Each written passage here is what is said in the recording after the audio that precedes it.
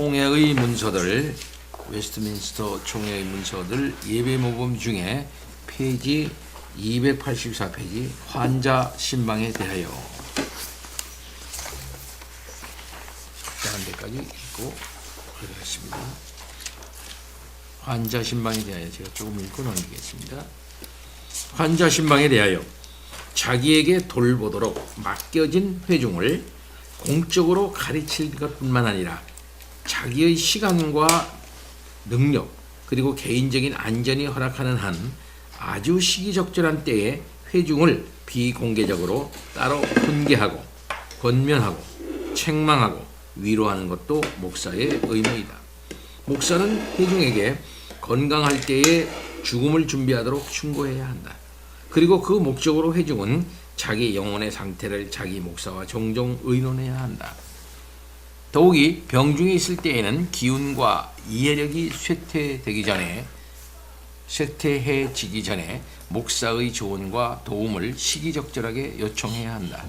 질병과 환난의 때는 지쳐있는 영혼에게 때에 맞는 말을 할 수 있도록 하나님께서 목사의 수중에 넣은 특별한 기회들이다. 왜냐하면 그때의 사람들의 양심은 더욱 각성되거나 틀림없이 각성되어서 자기들의 영적 상태가 영혼에 적합한지 곰곰이 생각할 것이며 게다가 사탄도 역시 그때를 이용하여 그들을 쓰라리고 견디기 어려운 유혹들로 더욱 괴롭히기 때문이다. 그러므로 전원에 의해 신방 와달라는 요청을 받아 환자에게 가는 목사는 모든 유순함과 사랑으로 그 환자의 영혼에게 다음과 같은 이런 취지의 어떤 영적인 유익을 주는 데 전념해야 한다. 이혁복 씨 읽으세요.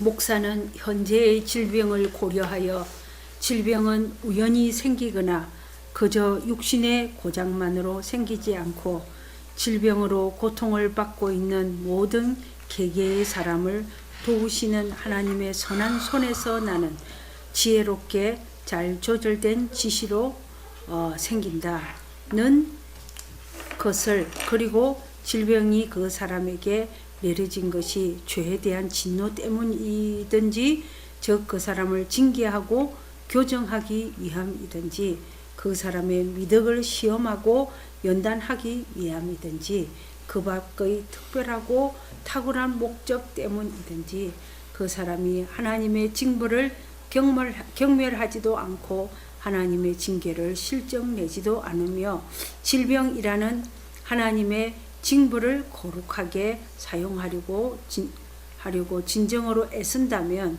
그 사람이 겪는 모든 고통은 유익으로 변하게 되며 합력해서 그 사람의 선을 위해 작용하게 될 것이다 라는 것을 성경으로 그 사람에게 가르친다. 목사는 그 환자가 무지한 것이 아닌가 하는 생각이 든다면 그 환자에게 신앙의 원리, 특히 회개와 믿음에 관계된 질문을 하여야 한다. 그리하여 목사가 무지한 부분을 찾아내는 대로 그 환자에게 그러한 은택들의 성질과 용도와 탁월성과 필요성을 가르쳐야 한다. 더 나아가 언약에 관해서도 언약의 중보자이신 하나님의 아들 그리스도에 관해서도 그 중보자를 믿음으로 말미암는 죄 사함에 관해서도 가르쳐야 한다. 목사는 환자에게 자기 자신을 세밀히 살피도록, 즉 자기의 이전 생활 방식과 하나님에 대한 자기의 상태를 살펴보고 조사해 보도록 간곡히 권해야 한다. 그래서 환자가 자기에게 있는 어떤 양심의 가책이나 의심이나 유혹물이라도 밝히게 될 때에는 그 환자에게 그 일을 만족시키고 확고히 굳게 할 교훈이나 해결책을 주어야 한다. 그 환자에게 마땅히 있어야 하는 죄의식이 없는 것으로 생각되면 그 환자의 죄, 그 죄에 대한 책임, 곧 상응하는 벌, 그 죄로 그 영혼을 물들이는 더러움과 오염, 그리고 그 죄에 마땅한 율법의 저주와 하나님의 진노를 그 환자에게 납득시키려고 애쓰는 노력이 관행적으로 있어야 하는데 이는 그 환자가 그것들로 말미암아 진심으로 감동을 받아 낮아질 수 있게끔 하려는 것이다. 더 나아가 동시에 그 환자의 양심을 일깨워서 그 일을 어리석은 그렇지만 안락한 상태에서 일어나게 하려고, 즉 본래 멸망할 사람이지만 믿음으로 그리스도를 붙잡고 있는 사람 외에는 아무도 하나님 앞에 설 수 없는 자, 하나님의 공의와 진노를 깨닫게 하려고 제공된 어떤 기회에도 회개를 하지 않는 것과 구원을 등한시하는 것이 위험함을 알게끔 하려는 것이다. 예. 사실 그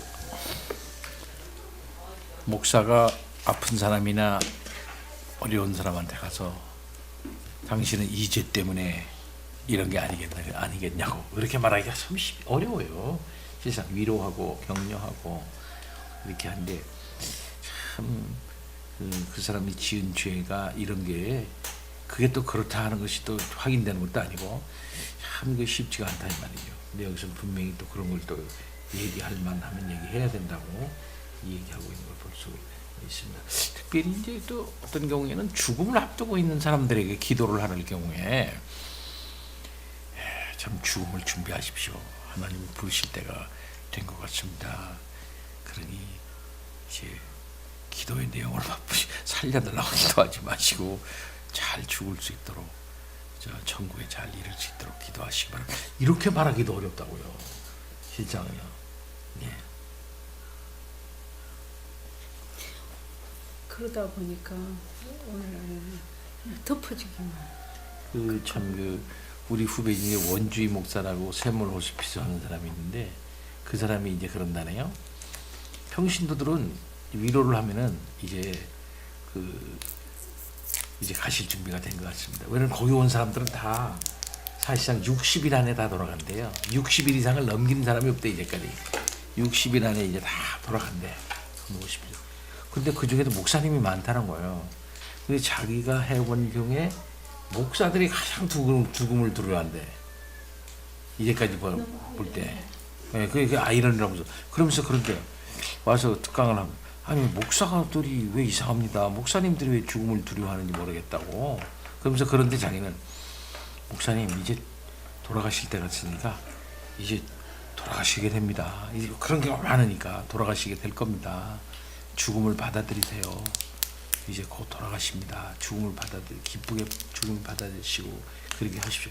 근데 이 양반들은 그런데 끝까지 하나님께서 살려줄 거라고. 내 기도를 하나님께서 들어주실 거라고. 그런 사람이 많다는 거예요. 그럴 때 원주희 목사가 그냥 죽으세요. 그런데 저렇게 죽으세요. 하나님이 죽는 것도 영광입니다. 그냥 왜 그럼 한 번도 그걸 살려준 법이 없으니까 60 오랫동안 그 일을 했잖아 그분이. 그 중에서 60일 이상을 넘긴 사람이 없다니까. 그러니까는 이게 신학이 그렇게 중요하다까지 얘기를 하더라고요. 그리고 제일 안 죽으려고 하는 사람이 순복음교회 교인이라네. 끝까지 하나님께서 살릴 거라고 믿고 있대요. 네, 믿는 대로 된다고. 살려주는 게 구원이라고 생각을 하고 있을까요? 그래서 그러는지도 몰라. 살려주면 구원이다. 죽으면 심판이다. 이렇게 생각하는지 모르지만 그런 생각도 없을 거예요. 기도하면 내 기도가 절실하지 않기 때문에 안 살려주는 거지. 산다는 기도가 그 절실하면 목적에만. 살려준다. 이렇게 생각하고 있는 거예요. 그런 경우가 저는 목사하면서 하면서 많어. 끝까지 죽지 않으려고 하려는 사람들. 그 다음에 또 이런 경우 있어요. 평소에는 이 신앙을 잘 지켰어. 개혁신앙을 잘 지키고 나름대로 신앙생활을 교회에서 잘 쫓아온 사람인데 병 걸리잖아. 그럼 갑자기 기도원 쫓아다니는 사람들. 응? 장로도 그렇고 권사도 그렇고 모두 그렇고 교회를 떠나서 그 친윤사하는 집회를 막 쫓아다니는 거야. 결국은 돌아가시더라고요. 다. 네, 결국은 다 돌아가셔.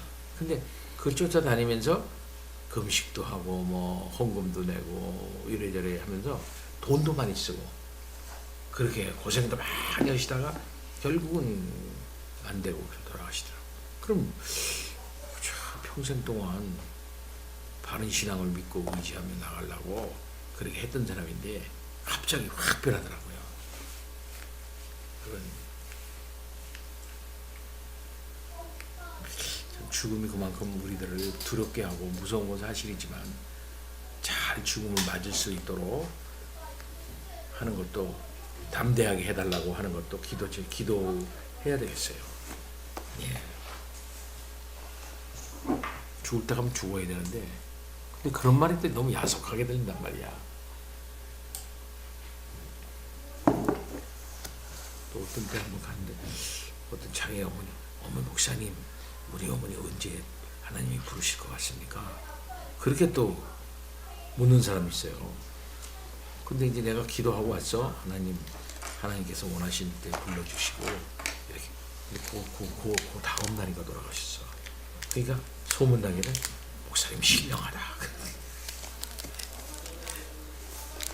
이거 나와. 자, 그럼 그 다음 이학민사님. 비록 많은 부족함과 연약함이 없는 것은 아니지만 그 환자가 거룩한 길을 따라 처신하고 하나님을 바르게 섬기려고 애쓴다면, 바꿔 말하면 그 환자의 영혼이 죄책감으로 비탄에 잠겨 있거나 하나님의 은혜를 제대로 인식하지 못함으로 말미암아 낙담해 있다면, 그때에는 그 환자에게 하나님의 은혜의 무조건성과 충만함을, 그리스도의 의의 충분성을, 자기 자신의 의를 버리고서 회개하고 그리스도로 말미암은 하나님의 자비를 중심으로 믿는 모든 사람은 그리스도 안에서 생명과 구원을 얻으리라는 복음의 은혜로운 제공을 제시함으로써 그 환자를 일으켜 세우는 것이 온당할 것이다. 죽음은 그 안에 그리스도 안에 있는 사람이 두려워할 어떤 영적 해악도 지니고 있지 않은데, 이는 그리스도께서 사망을 쏘는 것인 죄를 제거하셨기 때문이며, 그리고 자기의 것인 모든 사람을 죽음을 무서워하는 노예의 신분에서 구해내셨으며 사망을 이기셨으며 우리에게 승리를 주셨으며 자기 백성을 위해 저소를 미리 마련하고 하려고 스스로 영광에 들어가셨기 때문이다. 그러므로 생명도 사망도 그들을 그리스도 안에 있는 하나님의 사랑에서 결코 끊을 수 없으며, 그리스도 안에 있는 그와 같은 사람들이 지금은 흙 속에 매장되지만 영생에 이르도록 기쁨에 넘치는 영광스러운 부활을 반드시 얻는다는 것을 그 환자에게 제시하는 것도 유익할 수 있다. 그 자신의 모든 공로를 버릴 수 있도록 이와 더불어 진리와 진정으로 자기에게 오는 사람들을 결코 던져버리지 않겠다고 약속하신 예수 그리스도의 유일한 공로와 중보 안에서 하나님의 자비를 전적으로 의지할 수 있도록 천국에 가기 위한 조건인 하나님의 자비하심, 바꿔 말하면 선하심에 대한 근거가 박약한 권면을 주의하라는 권면도 주어질 수 있다. 죄를 뉘우치는 모든 신자에게 그리스도와 그리스도의 공로를 소망의 문으로 시기적절하게 제시해도 진정되지 않을 정도로 죄 때문에 응당 치러야 할 하나님의 진노를 꾸밈없이 표현함으로써 환자를 절망에 빠지게 하지 않도록 역시 조심해야 한다. 환자의 마음이 가장 평온하고 가장 적게 동요할 수 있으며 그 환자와 관련된 다른 필요한 직무들이 가장 적게 방해받을 수 있을 때 목사는 환자가 원한다면 그이와 함께 또한 그이를 위해 다음과 같은 취지의 기도를 해야 한다. 원죄와 자범죄, 즉 모든 사람이 진노의 자녀이자 저주 아래 있는 자로서 본질상 지니고 있는 비참한 상태를 고백하면서 몹시 슬퍼하고 모든 질병과 허약한 것, 죽음, 그리고 지옥 그 자체는 죄의 고유한 소산이자 결과라는 것을 인정하며 환자를 위해 그리스도의 피로 말미암는 하나님의 자비를 간청하고 하나님께서 환자의 눈을 뜨게 하시고 그에게 그의 죄를 보여주사 그이로 하여금 자신이 본래 멸망할 사람이라는 것을 알게 하시고 왜 하나님께서 그이를 치시는지 그에게 알리시며 의와 생명을 얻도록 그의 영혼에게 예수 그리스도를 나타내시고 주의 성령을 즉 그리스도를 꽉 붙잡는 믿음을 주고 강하게 하며 주의 사랑을 보여줌으로써 위로하는 증거들이 그이에게 보이고 유혹에 맞서 그이를 무장시키며 그이의 마음을 세상에서 떠나게 하고 그이가 겪고 있는 현재의 고난을 거룩하게 하며 그이에게 인내하면서 그 고난을 견딜 능력을 주고 그리고 그이에게 끝까지 믿음으로 견인하게 하는 성령을 그에게 주실 것을 간원하는 기도를 해야 한다. 하나님께서 그 환자의 수완을 더하기를 기뻐하신다면 그이를 회복시키는 모든 수단을 복되게 하사 거룩하게 해주시며 그이가 앞으로 남은 생애에 하나님을 영화롭게 할 수 있도록 병을 제거하고 그이가 원기를 회복시키며 사람들이 병들었을 때 하는 경향이 있는 그런 서원과 약속을 곧 경건과 복종을 하겠다는 서원과 약속을 성실하게 기억하고 부지런히 준수함으로써 그이로 하나님에게 합당히 행할 수 있게 해 주시기를 간원하는 기도를 해야 한다. 그리고 하나님께서 현재의 고난을 통해서 그 환자의 수명을 끝내기로 결정하셨다면 그의 겉 사람은 쇠퇴하지만 그의 속 사람으로 하여금 새롭게 되게 할 수 있는 그런 증거, 곧 그 환자의 모든 죄가 용서받았으며 그이가 그리스도와 그리스도로 말미암는 영생에 참여한다는 증거를 그이가 얻을 수 있기를 기도해야 하며 그이가 두려움을 갖지 않고 죽음을 볼 수 있고 의심을 갖지 않고 그리스도를 전적으로 의지할 수 있으며 땅에 있는 그의 장막집 곧 그의 몸이 무너지면 그와 동시에 그의 영혼이 그리스도와 함께 있기를 바랄 수 있고 그리하여 우리의 유일한 구주이시며 전적으로 충분하신 구속자이신 주 예수 그리스도의 유일한 공로와 중보로 말미암아 그의 믿음의 결국 즉 그의 영혼이 구원을 받을 수 있기를 기도해야 한다. 목사는 그 환자가 신변을 정리할 이유가 있어야 하는 상태라면 그렇게 함으로써 남에게 폐가 되는 일들이 일어나지 않도록 빚을 갚으려고 애쓰도록 그리고 그 환자가 어떤 손해를 입혔을 경우에는 그로 말미암아 관계가 틀어져 있는 사람들과 화해하기 위해 반환하거나 배상하도록 더 나아가 그 환자가 하나님에게서 용서를 기대하는 것과 같이 자기에게 범한 모든 사람의 죄를 완전히 용서하도록 그에게 또한 권고해야 한다. 마지막으로 목사는 현재의 기회를 이용하여 환자 주변의 사람들에게 그들 자신의 죽음을 숙고하도록 죽게 돌아와 화해하도록 권면할 수 있으며 건강할 때 질병과 죽음과 심판에 대비하도록 그래서 그들의 정해진 일생의 모든 날 동안에는 우리의 생명이신 그리스도께서 나타나실 때 그들이 그리스도와 함께 영광 가운데 나타날 수 있기를 위해 그들의 변화가 일어날 때까지 주의 깊게 주시하도록 권면할 수 있다. 예, 수고했습니다. 참.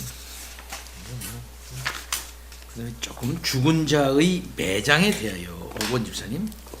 어떤 사람이 이 세상을 떠나면 그 죽은 몸을 매장하는 날에 그 사람의 집에서 공동묘지로 사용하기 위해 지정된 장소로 품위 있게 모시고 가게 해서 거기서 어떤 의식도 없이 즉시 매장하게 하라. 그리고 시신 옆에나 시신을 향해서 무릎을 꿇고 앉아서 기도하는 관습과 시신이 매장지로 옮겨지기 전에 그 시신이 있는 곳에서 행해지는 그 박해의 관습들은 미신적이기 때문에 그리고 그것 때문에 무덤에 가는 동안에도 무덤에서도 기도하고 성경 읽고 찬송을 부르는 것이 매우 뚜렷하게 악용되었고 죽은 사람에게 조금도 유익하지 않으며 산 사람에게도 많은 점에서 해로운 것임을 알려졌기 때문에 그런 까닭으로 그런 일을 모두 버리게 하라. 그렇지만 우리는 공동묘지로 사용하기 위해 지정된 곳까지 그 시신과 동행하는 그리스도인 친구들이 그 경우에 적합한 성찰과 논의에 전념하는 것은 매우 적합하다고 생각한다. 그리고 목사가 다른 경우와 같이 이때에도 참석한다면 그들에게 그들의 의무를 생각나게 할 수 있는 것도 매우 적합하다고 생각한다. 죽은 당사자가 살아있던 동안 지녔던 지위와 신분에 적합한 어떤 시민적 존경이나 위엄도 장례식에서 부인할 그 정도로 지금까지 언급된 것이 확대되어서는 안 된다.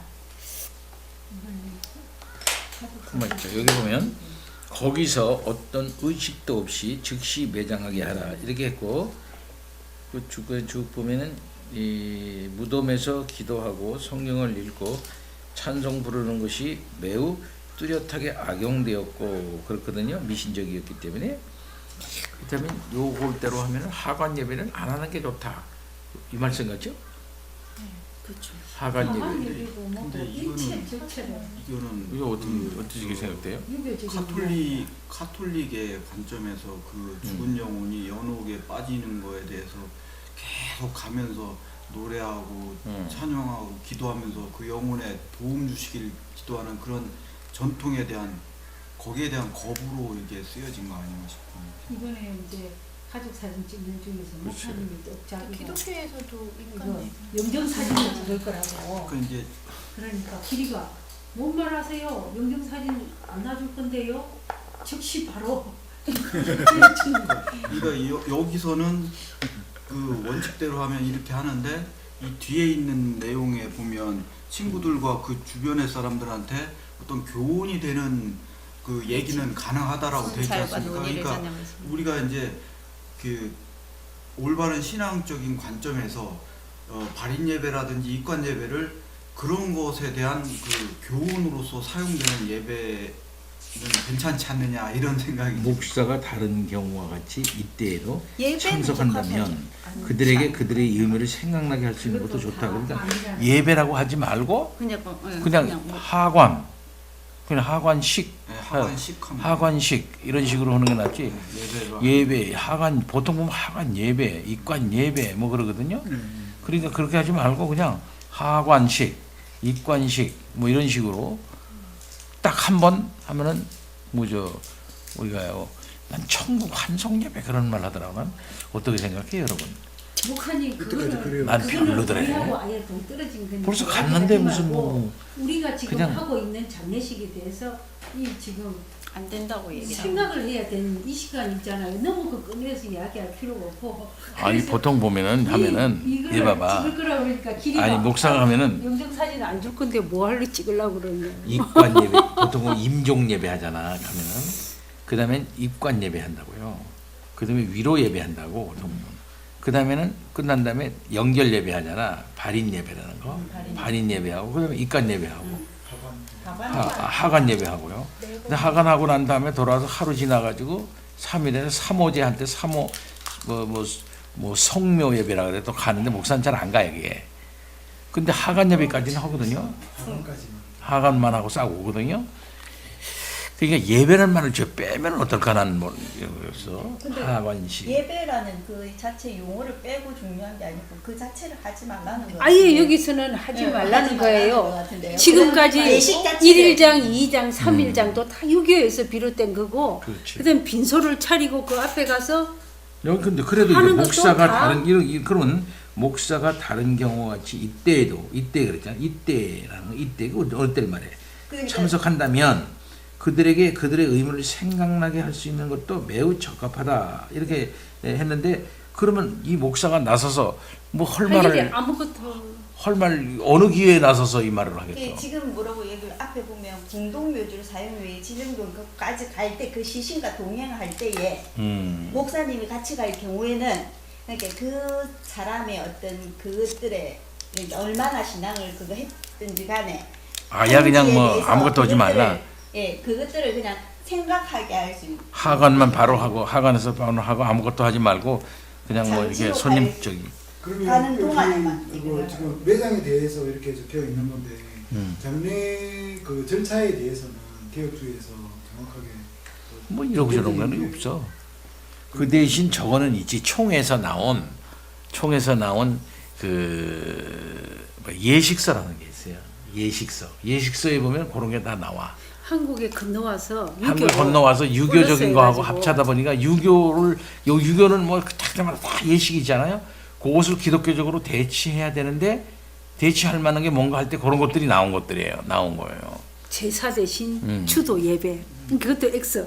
이 그죠? 우린 다 X라. 뒤에 있는 마지막 문장이 제가 보기에는 어떤 그 죽은 당사자의 명예나 이런 것을 해칠 정도까지 그 앞에 있는 어떤 것이 확대돼서는 안 된다라는 얘기로 봐서는 그 사람의 명예는 지켜지는 선에서 해야 된다라는 얘기거든요. 그러니까 부정적으로 그 사람의 죽은 사람의 명예가 해쳐지는 정도까지 그 어떤 죽은 상황에서 이루어지는 일들이 죽음이 부정적이거나 이렇게 나쁘게 기억되는 그런 상황이 안 되도록 해야 된다라는 얘기로 해석되기 때문에 뒤에 제일 마지막 문장은 뭘 하지 마라 이런 얘기는 아닌 것 같고 그분의 그 명예는 존중시켜주는 선에서 뭔가 해라 한 얘기 할 때 그렇게 선을 지키라는 얘기고 확대돼서는 안 된다 하는 네, 거죠. 그러니까 명예를 해칠 정도까지 어떤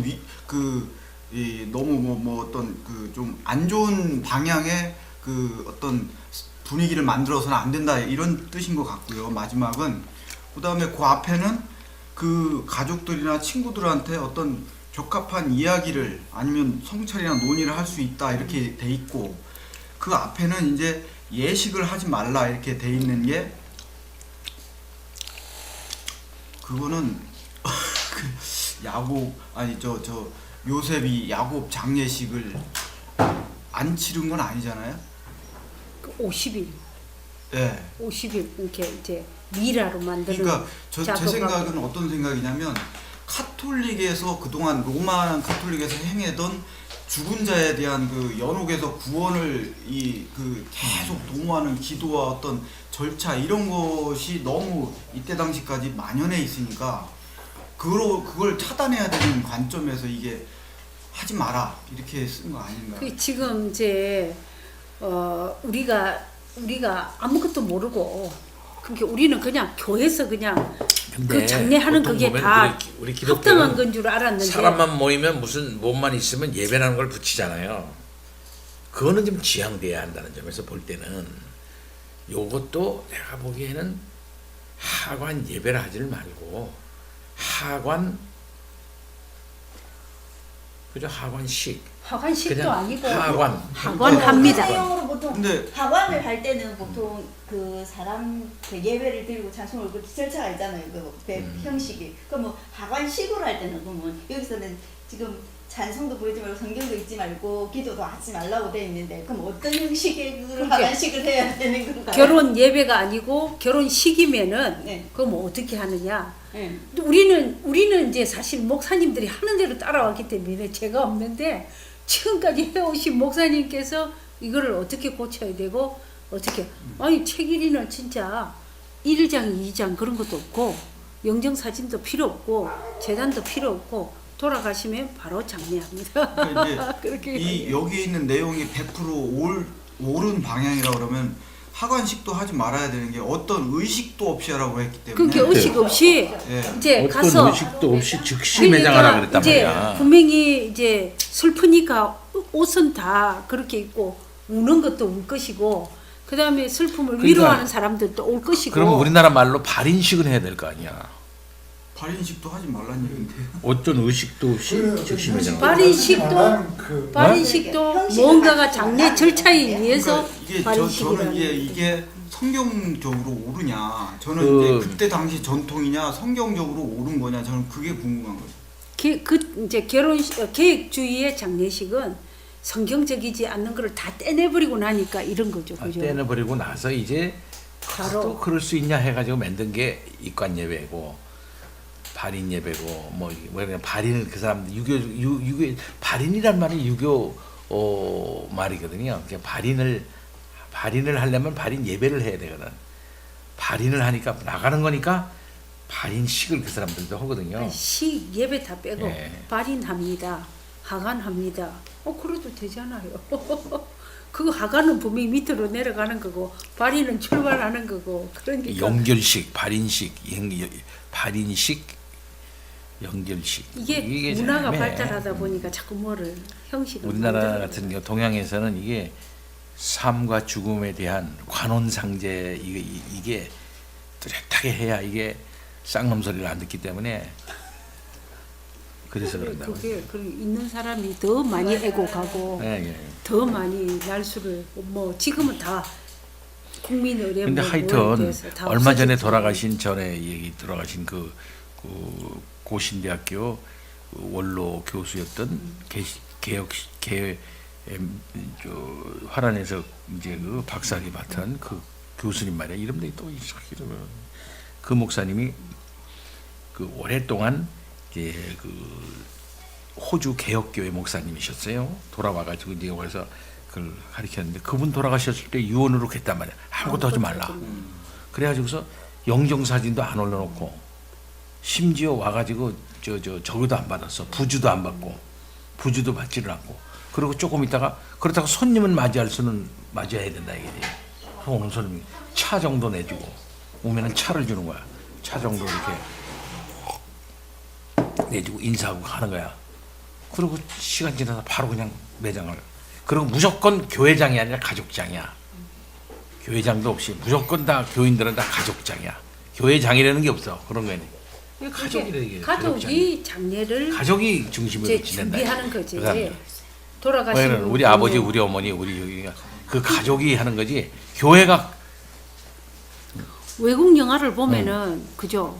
그냥 검은 옷을 입고 그 집에 와서 원칙에 입각하면은 그게 이분의 여기에 입각해서 그 장반은 그냥 바로 그냥 있다가 죽은 자를 그냥 위해서 오면은 예배를 그죠. 드릴 필요도 아마 없고 그때 음식을 줬는지 모르지만 간단하게 해가지고 그냥 인사나 하고 이렇게 하고 절대 화환도 없고 부주도 없고 그냥 아무것도 없이 근데 목사님 영정도 없이 목사님 그거는 이제 우리나라 문화가 상부상조 이게 서로 이제 어제도 오면서 그 제주도 문화 때문에 이야기했지만은 제주도는 혼자 결혼을 치를 능력이 없고 그러니까 한 사람 거기를 제사도 그렇게 부조를 가지고 한다고 그래요. 한 집에 제사를 지내면은 그 이웃 사람들이 전부 합해가지고 그 집에 제사를 지내고 다 나눠 먹고 옛날에는 먹을 게 없으니까 그다음에 다른 집에 또 제사를 지내면은 모두가 십시일반해가지고 그 집에 제사를 지내고 나눠 먹은 게 그게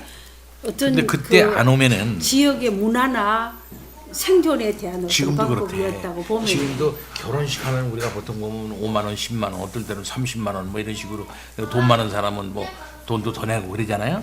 근데 지금 그 제주도에서는 친구가 자기 아버지 돌아갔다 그러면 막 500만 원, 600만 원 막 이렇게 낸대. 이렇게 내가지고서 친구가 근데 또 자기 아버지 돌아가면 그쪽에서 내 얘기를 또 바란다는 거야.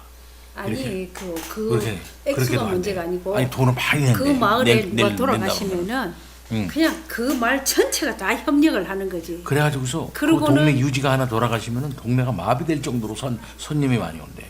지금도 그런 지금도 그렇다네. 제주도 토박이들은 그렇게 한다는데 이게 서양 문화하고 우리나라 문화하고 또 우리나라는 이제 부조는 서로 주고받고 그 사람의 시신을 장례할 수 있는 비용을 만드는 거니까 그러니까 이제 그리고 이 부조까지 하는 거는 성경적이다 아니다를 말하기가 우리나라 그거는 문화니까 그죠? 거기서 이렇게 계시는 돈에 약해지는 게 아니라 그러니까 다른 거는 그러니까 뛰어넘었는데 아니 나는 그래 그게 제주도에 가서 이번에 여행을 하고 오보니까 굉장히 척박하고 먹을 거 없고 어려운 그런 지역이더라고. 그러니까 그런 문화가 상부상조하는 거야. 형성이 되었을 거니까 우리도 서양 영화도 보면은 누가 돌아가셨으면은 분명히 오더라고. 근데 이럴 수는 있어. 오는데 뭐냐면은 이때는 가족끼리 차를 마시고 사회적인 차원에서 같이 생각해 본다면 애도하고. 좀 신학적인 차원보다 사회적인 차원에서 생각해 본다면 이때는 너무 많이 죽었거든. 그냥 애들이 그냥 낳자마자 애들이 열대 낳고는 무슨 짓을 낳자마자 계속 죽어. 다 죽죠. 오래 살들 막또 죽죠. 이래 죽죠. 저래 죽죠. 뭐 그러니까 뭐 그냥 뭐 장례식을 하고 말 것도 없고 알릴 것도 없고 그런 경우도 있을 거 같아요. 지금의 장례와 같이 막 이렇게 뭐 돌아가신 임종 예배, 뭔 예배, 염 예배 그렇게는 안 했고 그만한 예식을 그 집사님 다 말대로 근데 천주교에 무슨 행식이 많이 붙어서 그건 그렇다고 볼 수 그걸 있죠. 일반적인 사회적인 현상을 가지고 예배 모금세에는 쓰지 않았을 것 같은데요. 그럼 그렇지. 근데 그때 너무 그 카톨릭 문화가 1000년 이상 그러니까 짙게 눌려 있었기 때문에 그러니까 그런 것들이 배경은 될 수 있겠지만은 그게 일반적인 사람들이 너무 많이 사람이 많이 죽었고 그래서 그걸 예배분분서로 만들지는 않았을 것 같고 성경에 비추어서 연구해 봤을 때 그러니까 뭐 카톨릭의 영향은 있겠죠. 왜냐하면 같은 뿌리에서 나와 거주하는 여기에는 개혁의 일환에서 한 거니까 그렇지만 일반적인 죽은 자는 문화하고는 아예 그렇지. 그 그런 면이 근데 있겠죠. 우리가 자랄 때만 해도 죽은 자는 아이들이 하나님께 다 맡겨버리고 죽으면은 응? 바로 남아있는 어른들은 육체 아이를 처리는 얻고 간단하게 하라. 바로 가서 그냥 뭐 이거지. 묵고 제일 갔거든. 원로는 그 목사님처럼 그게 제일 원론에 제일 한국에 오신 목사님. 논란 논란이 없이 없이. 제일 그러니까 뜸없이 분명히 하는 것 이제 우리가 잘라낼 거는 분명히 유교적인 거는 근데 그 영정사진. 근데 또 우리가 또 생각해보고 그 사람 누가 돌아가셨는지는 알아야 될 하여튼 뭐 거니까. 박영선 목사 얘기네 또 하지만 박영선 목사는 자기네 교회 죽어도 아무데도 안 가. 가지 않아. 왜 내가 사람 죽었는데 가느냐. 장로가 죽는데도 안 가요. 그건 그것도 틀린 것 같아요. 아무데도 안 가. 같이 동고동락했던 성도가 세상을 떠났는데 가서 아니, 같이 근데 아파하고 그거는 이제 근데 부목사는 보내 부목사. 갈 형편이긴 한데 장모님 같으면 갈 형편이긴 한데 누구는 안 갔는데 누구 가면은 그렇지. 가지를 않아. 논란이 생기니까 그리고 자기가 갈 시간도 없다는 거야. 갈 시간도 없고 그것도 나는 틀린 것 자기가 같아요. 뭐 아무리 갈 도저히 그럴 시간이 정도 없어도 아예 처음부터 발표를 딱 성경에서 해놔. 안 간다. 본인 집에는 안 못 가도 간다. 그러나 교회 부주는 보내지. 근데 부목사를 뭐 통해. 부목사님은 그런 거 부목사는 알아서 가나. 부목사는 이제 그거 하는 거야. 교인이면은. 부목사는 자기가 가서 뭐 입간 예배 다 하고 막 누가 그 양반이야. 이랬다더라 저랬다더라 그게 문제가 아니고 진짜 자꾸 성경적인 장례식을 찾아야 될 것 같아요. 근데 일단 우리가 이게 개연적으로 얘기하면 하여튼 간단하게 해야 된다. 응? 간단하게 해야 된다. 말만 그다음에 간단하겠지. 그다음에 그럼 뭘 없앨 거요? 예배를 없애야 될 것 같아요. 예배 형식을 우리가 없애고 우리가 자랄 때는 우리가 자랄 때는 예배- 밥만 먹고 나면 예배 모이는 없애야 거예요 돼. 성도들이. 밥만 먹고 나면 저녁밥 먹고 나면 모여서 장례식에 집에서 모여서 그거는 뭐 장례식장도 아니고 가정에서 계속 예배를 드리고 그렇게 했죠. 그리고는 우리나라 근데 나는 그게 우리 완전 대체된 거 아닌가. 옛날에는 곡소리가 끊어지면 안 된다 이래가지고 소용 들으면 아이고 아이고 하듯이. 그래서 그 믿는 사람들 집에 가면 찬송을 계속 틀어놓는 게 곡소리 대용으로. 그걸 내가 이제 나도 좀 이제 열심히 했지만 그거는 장례위원회가 있단 말이야. 근데 장례위원회 들어가 있는 사람들이 굉장히 열심히 해요. 네. 나 그렇게 열심히 장례위원회 열심히 하는 사람들 드물어. 그래서 그러니까 딱 장례위원회 딱 들어가면은 열심히 그럼 교회에서 장례위원들한테 양복을 맺혀 까만 양복을, 응? 까만 양복이 필요하잖아. 까만 양복을 딱 맞춰줘. 거기 들어면 그러면서 그 사람들 운구위원, 그 사람들 운구위원들이지. 그런 운구위원들 장례원 모여 그러면 착 모여. 그러고 하죠. 그 다음에는 이제 딱 하면은 거기는 예배 돌아가셨다 그러면은 딱 입간 예배를 다 문자로 다 알려주잖아. 그러면 입간 예배 때는 사람이 많이 와. 일단은 다 모여. 그러면은 야, 이 목사가 이때 말씀 전하기 굉장히 좋아. 굉장히 다 엄숙하고 다 그렇기 때문에 그래서 난 두 가지를 꼭 했어요. 첫째가 뭐냐면 돌아가신 양반을 생각해서 시 하나를 써서 읽어주는 거. 그게 지금 많어. 그 사람에 대한 시가, 교인들에 대한 시가 많어. 그 사람을 딱 생각하고 딱 하나 잡힌 거 있으면 딱 읽어줘. 그거 다는 아니었어. 그러게요. 그 다음에 또 하나는 뭐냐면 이거는 말이야 너무 장래가 많잖아. 노인네가 많이 들어오고 이래줬고 저래. 맨날 똑같은 얘기 할 수가 없잖아. 응? 본문도 맨날 똑같게 할 수가 없잖아. 그러면 거기 참석하는 사람은 열심히 있는 사람은 다 똑같은 사람들아. 거의 안수 집사, 권사, 교회, 그 다음에 구역장, 그 다음에 또 중심적인 사람들. 그런 사람들은 그 이간 예배 거의 다 오거든요. 그러면은 그 사람한테 맨날 똑같은 거 할 수가 없잖아. 할 때마다 본문을 바꿔야 되겠구나. 할 때마다 본문을 바꾸고 설교 준비를 확실하게 했어요. 그래서 딱 했어. 그 이제 효과가 꽤 좋다니까. 그렇게 하니까 그 장례 시간에. 그래서 그 시간에는 다른 때 설교 잘 안 듣는 사람도 그때는 설교를 딱 들어. 그래서 소문이 좀 이따 나는 거야. 우리 목사님 장례 장례식 설교는 끝내주네. 이런 말이 돌더라고. 보통 때는 못하면서.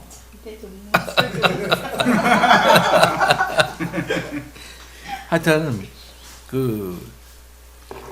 근데 그렇게 해서 이게 이렇게 착실하게 해주니까 장례식 설교를 통해서 전도가 되는 그렇게 하니까 근데 평소에 이제 교회 안 나왔던 사람들이나 그 다음에는 그 친인척들이 굉장히 좋아하는 걸 좋은 영향. 봤어요. 그런 다음에는 꼭 전통이 뭐냐면은 하고 난 다음에는 꼭 친인척들이나 그 집안 식구들이 그 다음 주에는 나와 교회를 나와서 그 다음엔 교회 안 나오더라도 와서 인사는 꼭 해.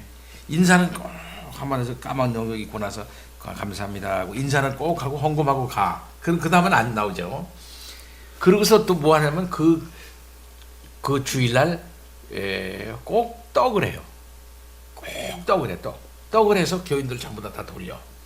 다 장례가 끝난다. 이게 전통이야 교회. 인사를 하는 한 방법인데. 그러니까 큰 떡 교회는 먹는 데가 많았잖아. 장례식에 못 참석하고 그냥 뭐 수시로 떡을 먹는 거야. 이것만 보내니까 감사하다는 표로 같이 밥을 해서 나눠 먹는 건데, 그러니까 성경에 위배되지 근데 않는 이제 요게 우리만의 문제지만 그걸 만들어야. 요게 문제. 그러니까 떡을 할 수 있는 그 사정이 되는 집안이 있고 그것조차 안 되는 집안이 있어요 또. 그러니까 요게. 안 하면 되는 거, 안 하면 되는 거예요. 그거를 자꾸 교회가 그러니까 관행하고. 옆구리에서 이제 여전도사나 누가 이렇게 가서 이렇게 옆구리를 치는 거야. 떡을 하는 게 어떻게 보면 그걸 또 부담스럽게 그런 사람도 있더라고. 떡을 할 생각이 전혀 없는데. 목사님, 이거 웃을 일이 아니고요. 지금 우리가 이 공부를 하고 있는데 목사님이 지금까지 장례식을 해온 당사자잖아요. 그럼 뭐가 잘못됐고 뭐가 어떻게 해야 될 건가를 이야기해야지. 근데 군더더기가 많이 붙어 있는 거 사실이다 이거야. 군더더기가 많이 붙어 있는. 그래서 장례 예배를 안 하면은 모든 게 싹 다 생략이. 첫째 돌아가셨다고 근데 이제 임종예배. 우리나라의 그 체면 문화상, 체면 문화상 오는 사람한테 음식 안 줄 수 없다. 음식은 줘야죠. 음식을 안 드릴 수 없다. 또 가는 사람 멀리 온 사람들한테 어떤 사람도 차비까지 주는 사람이 있어. 그런 왜 사람이 그냥 있다. 받았으니까 멀리서 가. 또 그다음에 이제 문구위원들이나 또 교회에서 이렇게 수고했다고 갈 때는 또 음식값을 또 줘요. 가서 가면서 점심이라도 잡수십시오. 이렇게 또 목욕비라도 주시고 그런단 말이야. 그러니까 이래저래 붙는 게 많아요. 근데 이제 우리 같은 경우 예를 보니까 돌아가시게 되니까 이래저래 뭐 이렇게 부짓돈이 들어오잖아. 부짓돈이 들어서 어떤 경우에는 부짓돈이 300만 원, 500만 원 여기에 뭐 있는 이렇게 분들은 식으로 다 남는 경우가 장례식을 있어. 영정도 안 하고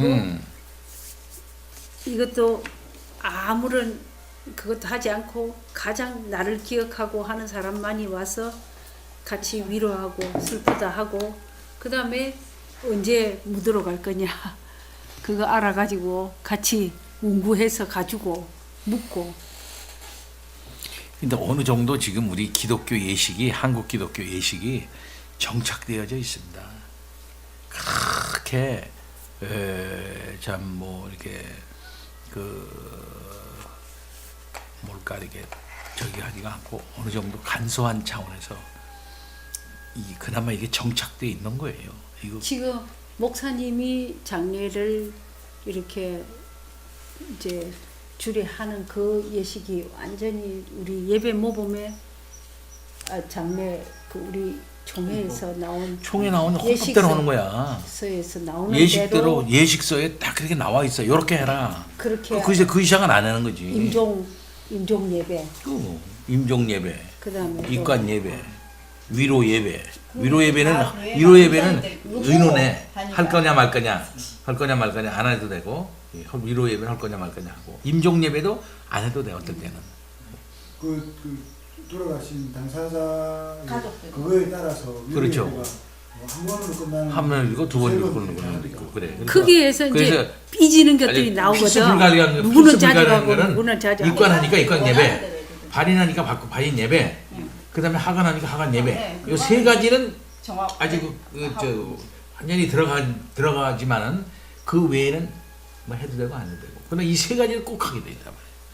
그 뭘 예식 알지 못하는 성도들이 다른 집 장례를 구경하러 갔다가 거기에서 또 뭐 사이 교회 와서 예배드리고 또 딸 교회 와서 예배드리고 막 웅성웅성 하는 그게 좋은 거라. 그냥 무조건 막 옳고 그름을 떠나서 그러니까 우리도 그래 주기를 바라고 다들 그냥 요구 조건이 그렇게 되는데 이제 목사가 강력한 카리스마를 가지고 이거는 성경적이지 않습니다 하고 두부 자르듯이 탁탁탁탁 잘라내야 되는데 그걸 안 하니까 맞아 그래야 되는데 그걸 근데 안- 아까 내가 얘기한 것처럼 이미 관행상 지금 제가 얘기한 요런 정도는 다 정착이 돼 있기 때문에 그렇게 다 한다고요.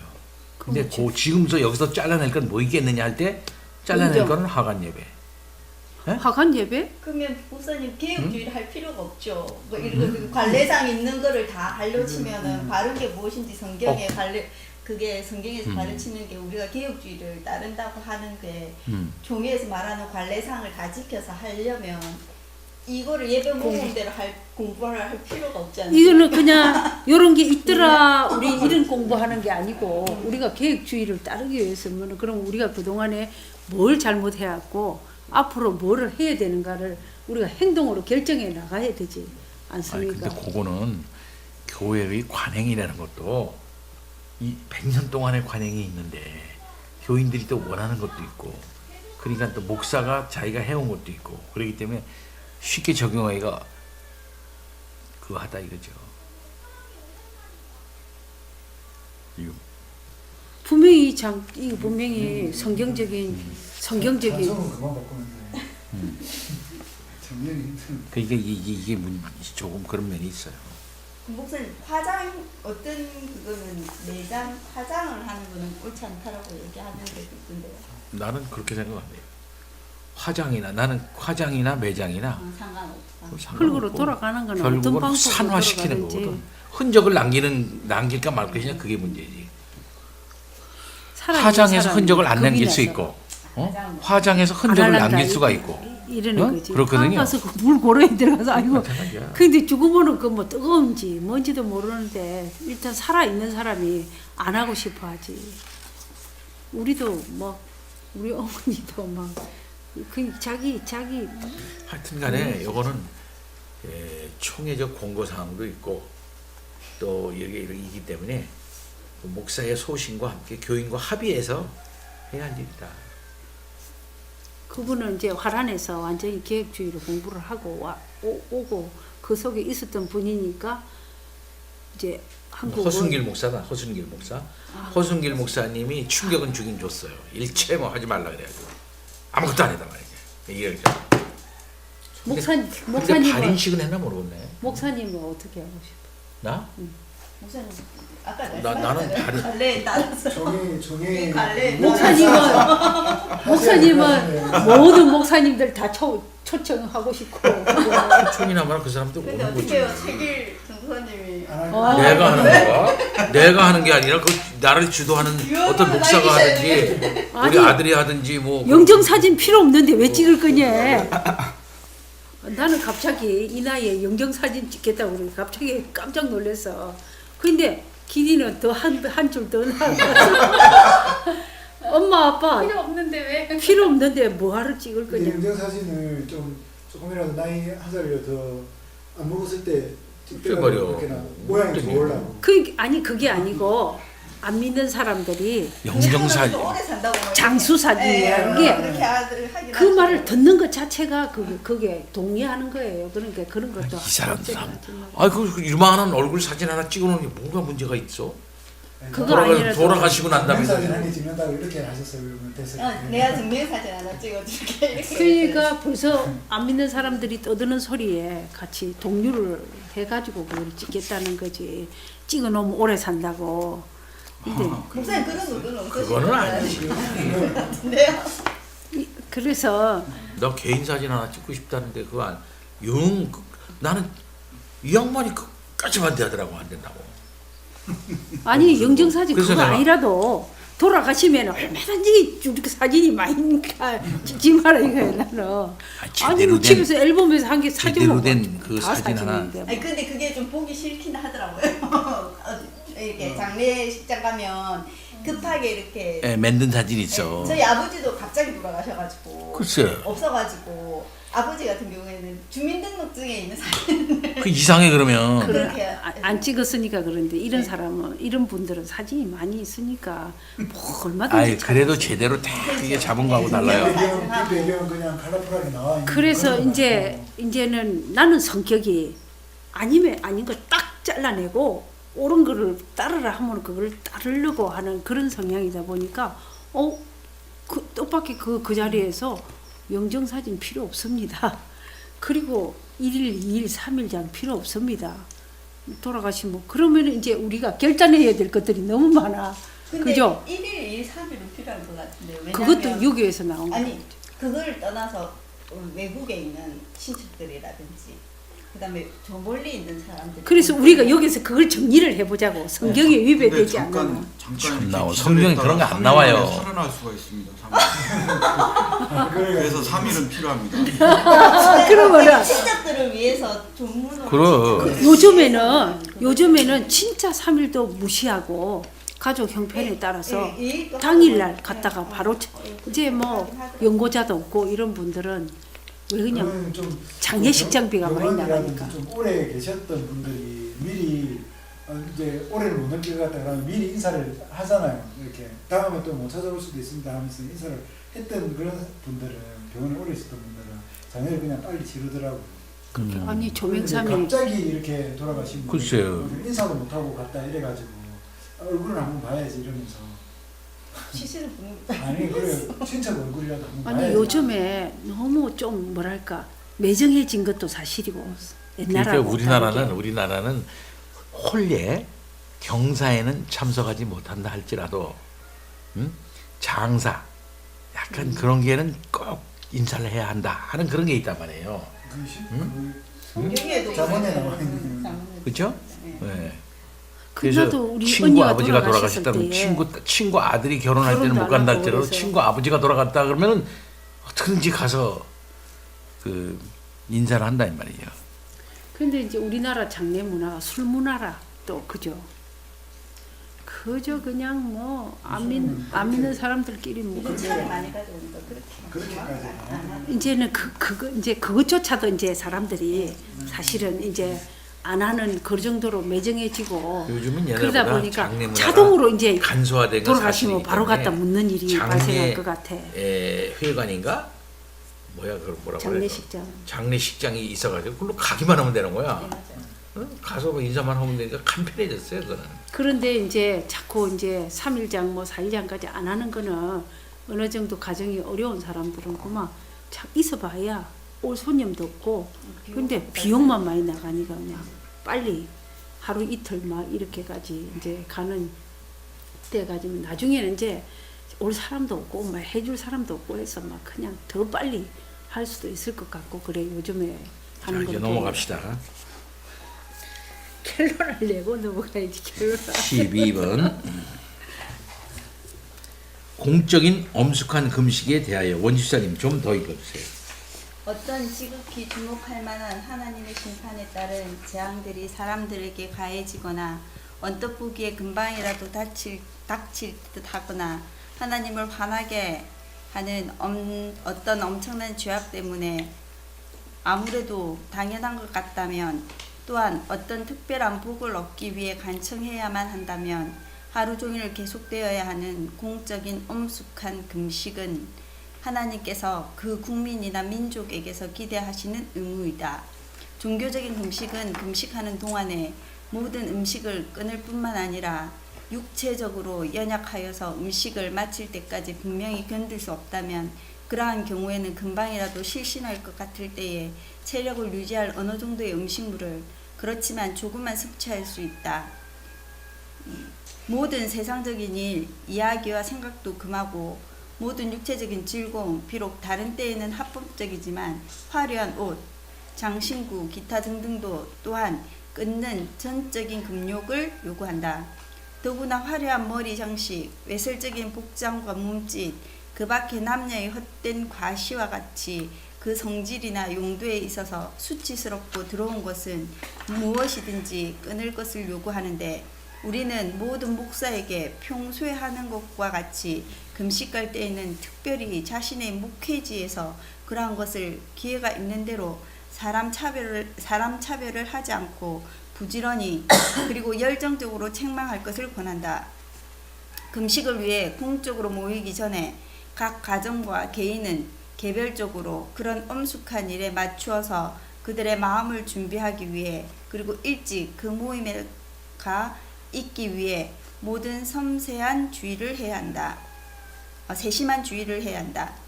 그날의 거의 대부분을 형편이 좋을 대로 이러한 의무에 알맞은 감정을 북돋우는 데 적합한 시편을 찬송하기와 더불어서 마음을 공적으로 낭독하고 설교하는데 그렇지만 특별히 다음과 같은 이런 취지의 기도나 이런 취지와 동일한 종류의 기도를 하는데 보내야 한다.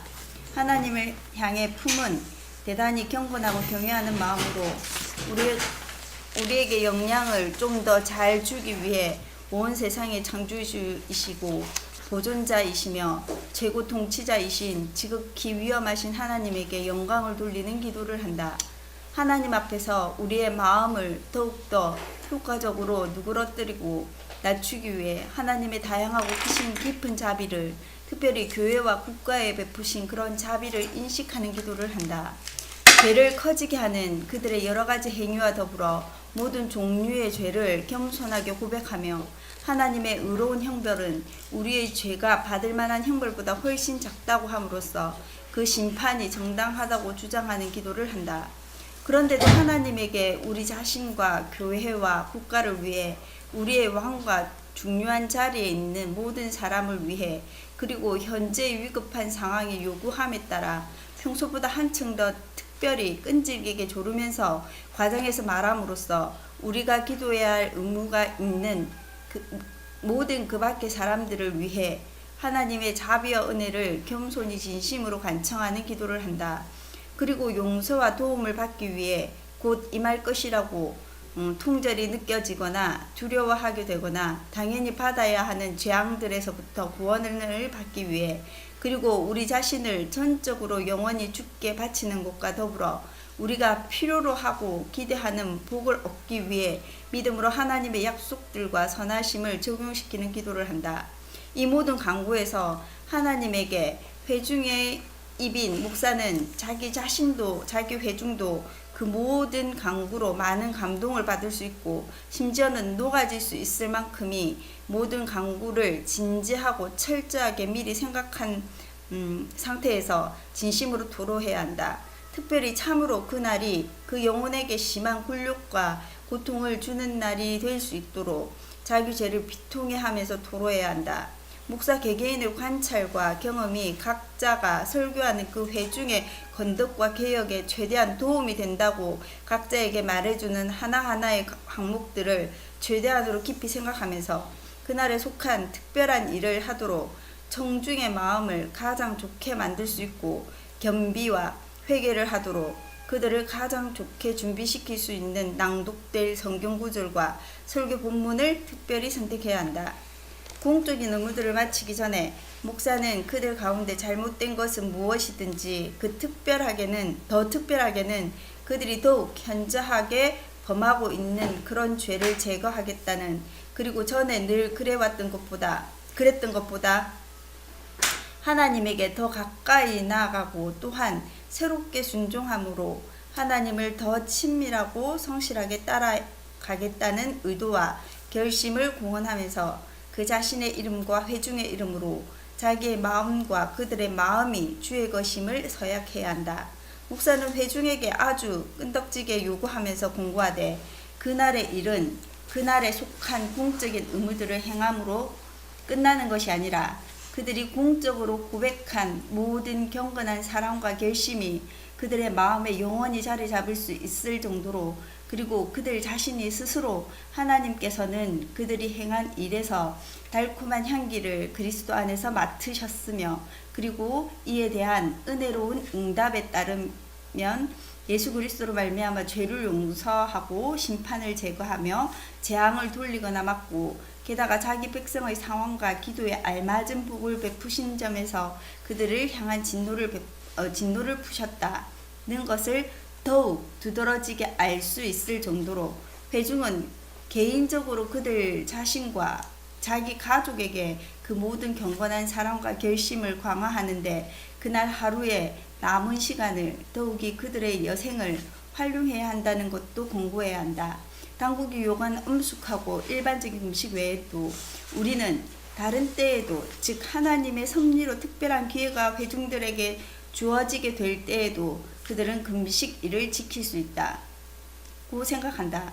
또한 각 가정에 속한 회중이 금식을 하거나 그 밖에 공적인 예배의 의무를 다하기 위해 모이기로 되어 있는 날이 아니라면 각 가정도 동일한 일을 행할 수 있다는 것도 생각한다.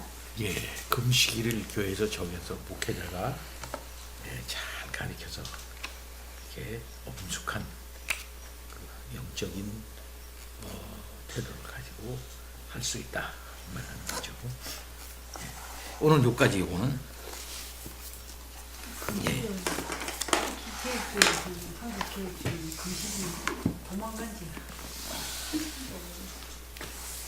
금식만 하면 뭐 육법주의가 되거든요. 아닙니다. 그럼 밥만 굶는다고 그러면 오늘 먹으라고 그만 그렇다니까. 나라를 위해서 경제 시대적인 것 때문에 진정성 페이지 807페이지 제5부 성령과 그리스도 안에서의 구원 제17장 구원의 서정 구원의 방식 어미라 집사님 읽어주세요. 그리스도께 속한 자들에게 성령을 통해 그리스도의 사역을 적용하는 것을 우리는 실론적으로 즉 하나님의 관점에서 조명해야 한다. 모든 종교가 구원의 길을 찾는다. 모든 인간은 행복을 갈망하는데 그 이유는 인간의 마음은 하나님을 향하도록 만들어졌고 하나님을 찾기 전까지는 안식이 없기 때문이다. 하지만 우리는 우리 자신의 이성의 어두움과 마음의 악함 때문에 하나님을 마땅한 방식으로 찾지 못하고 정당한 장소에서 찾지 못한다. 이방 종교에는 하나님의 거룩이라는 개념이 없다. 그들은 죄를 바르게 이해하지 못하고 은혜에 대해서도 전혀 모른다. 그들은 그리스도를 알지 못하기 때문에 행위에 의지하여 구원을 추구한다. 너 자신에게 빛이 되어라. 석가모니가 그의 제자들에게 말했다. 너 자신의 피난처가 되어라. 다른 무엇으로 피하지 마라. 진리를 등불과 같이 붙들라. 너 자신이 아닌 다른 누구에게 피하려고 하지 마라. 이슬람교는 지옥의 심판에서의 해방에서 구속을 찾는데 이것은 하나님이 한 분이심을 믿고 무함마드를 하나님의 예언자로 믿으며 그에 더해 종교의 의무들, 기도, 구제, 금식, 순례를 행하면 자동으로 받는 것이다. 여기서도 구속은 하나님의 선물이 아니라 인간이 자기 행위로 얻는 것이다. 기독교의 독특한 점은 예수 그리스도의 실제와 그가 온전히 하나님의 주도로 가져오시는 구속이다. 반면에 다른 모든 종교는 인간의 행위를 통해 구속을 추구한다. 모든 이교는 그리스도의 인격을 알지 못하기 때문에 인간이 당면한 문제를 깨닫게 될 때 율법의 요구를 충족시킬 것을 요구한다. 수행해야 할 일들이 마술적이거나 제의적인 행위든지 또는 철저하게 도덕적인 행위든지 상관없이 기독교 신앙이 아닌 모든 종교와 철학들은 자력 구원적이다. 성경적 관점은 전혀 다르다. 구원은 순전히 은혜의 선물이다. 하나님은 여인의 후손인 뱀과 원수가 되게 하시고 자기 백성을 택하시고 그들과 언약을 맺으시고 율법을 주신다. 또한 이 언약은 사랑과 순종이라는 상호 의무를 요구한다. 비록 율법의 준수가 이 언약의 선행 조건은 아니었지만 말이다. 하나님의 선택하시는 사랑만이 유일한 조건이다. 구약 성경은 불경건한 사람들과 대조해서 의로운 사람들에 대해 말하는데 이들은 자기들의 의로움을 근거로 종종 하나님께 구원을 호소한다. 하지만 이 경건한 사람들의 의로움은 개인적 자질이 아니라 그들이 표방하는 특징적 요소다. 그들이 그런 권리를 갖는 것은 자신을 하나님께 맡기는 자들이기 때문이다. 그들은 하나님을 믿고 하나님을 신뢰하고 하나님께 피하고 하나님을 경외하고 하나님을 바라고 하나님께 무언가를 기대하고 하나님을 기다리고 하나님을 의지하고 하나님께 신실하게 남아있다. 이 믿음이 의로 여겨지는데 이는 다른 곳에서 하나님의 계명을 지키는 것이 의로움이라고 불리는 것과 마찬가지다. 이러한 주관적 의는 근본적으로 하나님을 의지함에서 오는데 그것이 하나님의 은혜의 열매인 동시에 성령의 사역이라는 것이 바로 구약 성경에서 의로움의 본질이다. 예언자들은 하나님이 자기 백성과의 언약을 파기하시거나 그들을 저버리시는 일이 결코 없을 것이라고 선포했다. 이 영원한 언약이 실패할 수 없는 것은 하나님의 은혜에 닻을 내리고 있기 때문이다. 더구나 하나님은 새 언약을 세우실 것이며 자신의 말씀과 성령이 그들에게서 떠나지 않게 하시고 오히려 자기 이름을 인하여 그들의 죄를 용서하시고 모두에게 성령을 부어주시고 부드러운 마음을 주시고 그들의 존재 가장 깊은 곳에 하나님의 율법을 새겨주시고 그들의 법도를 행하게 하실 것이다. 이러한 하나님의 언약을 신뢰하는 것이 바로 구약 성경에서 사람을 의롭게 하는 것이 핵심이다. 경건한 이스라엘 사람들은 하나님의 율법을 묵상했는데 그들은 의로움을 자신의 행위가 아니라 하나님의 은혜에서 발견했고 죄 용서를 구했고 소망의 이유를 하나님께 두었다. 이스라엘도 그들의 언약의 하나님이 영원히 신실하심을 의지하는 가운데 믿음으로 살았던 것이다. 예, 구약에서의 의나 신약에서의 의나 사실상 하나님의 은혜를 받아들이고 믿는 것이었다는 거예요. 그런 차원에서 신실한 것을 말하는 겁니다. 자, 411 패러그래프. 하지만 유대교는 포로기 이후 점점 더 율법주의로 흘러갔고 율법의 요구를 철저하게 지킴으로써 오실 메시아를 위해 자신을 준비시켰다. 이스라엘은 압제와 핍박 속에서 하나님을 멀리 떨어져 계신 분으로 경험했고 수세기 동안 자신을 계시하셨던 참되고 살아계신 하나님보다는 하나님의 율법으로 돌아섰다. 메시아에 대한 기대는 이스라엘에서 계속 사라지지 않았으며 종종 압제의 때에 극단적인 힘으로 일깨워졌지만 여기에는 죄의 속량과 새 언약이 세워질 것에 대한 기대는 포함되어 있지 않았고 다만 이스라엘의 정의가 이루어지고 모든 압제에서 구원받고 세상 모든 민족에 대한 이스라엘의 통치가 회복될 것에 대한 소망이 남아있을 뿐이었다. 이에 따라 이스라엘은 철저하게 율법을 준수함으로써 다윗 가문의 왕이 도래할 것을 준비해야 했다. 그 결과는 바리새적 자긍심과 죄인의 절망이라는 상반된 모습이었다. 율법은 죽음에 대한 두려움으로 사람들을 올가매었는데 이것은 감당할 수 없는 멍해였다. 이 멍해 아래에 있는 자들은 구원에 대한 확신도 하나님으로 인한 기쁨이나 하나님과의 교제 안에 있는 위로와 평화도 경험할 수 없었다. 에스라 사서의 표현을 빌면 율법을 받은 우리조차 우리 자신의 죄 때문에 멸망할 수밖에 없다. 이런 상황에서 예수는 하나님의 통치에 대한 좋은 소식을 선포하셨다. 은혜의 선물인 죄 용서가 바로 그것이다. 이 나라는 모든 심령이 가난한 자를 위한 것이었지 율법을 지키는 유대인들만을 위한 것이 아니었다. 그것은 하늘에 감추어진 보물이고 의로운 자에게 상급으로 주어지는 것이지만 또한 당시의 유대인들이 꿈꾸었던 것과는 전혀 다른 나라였다.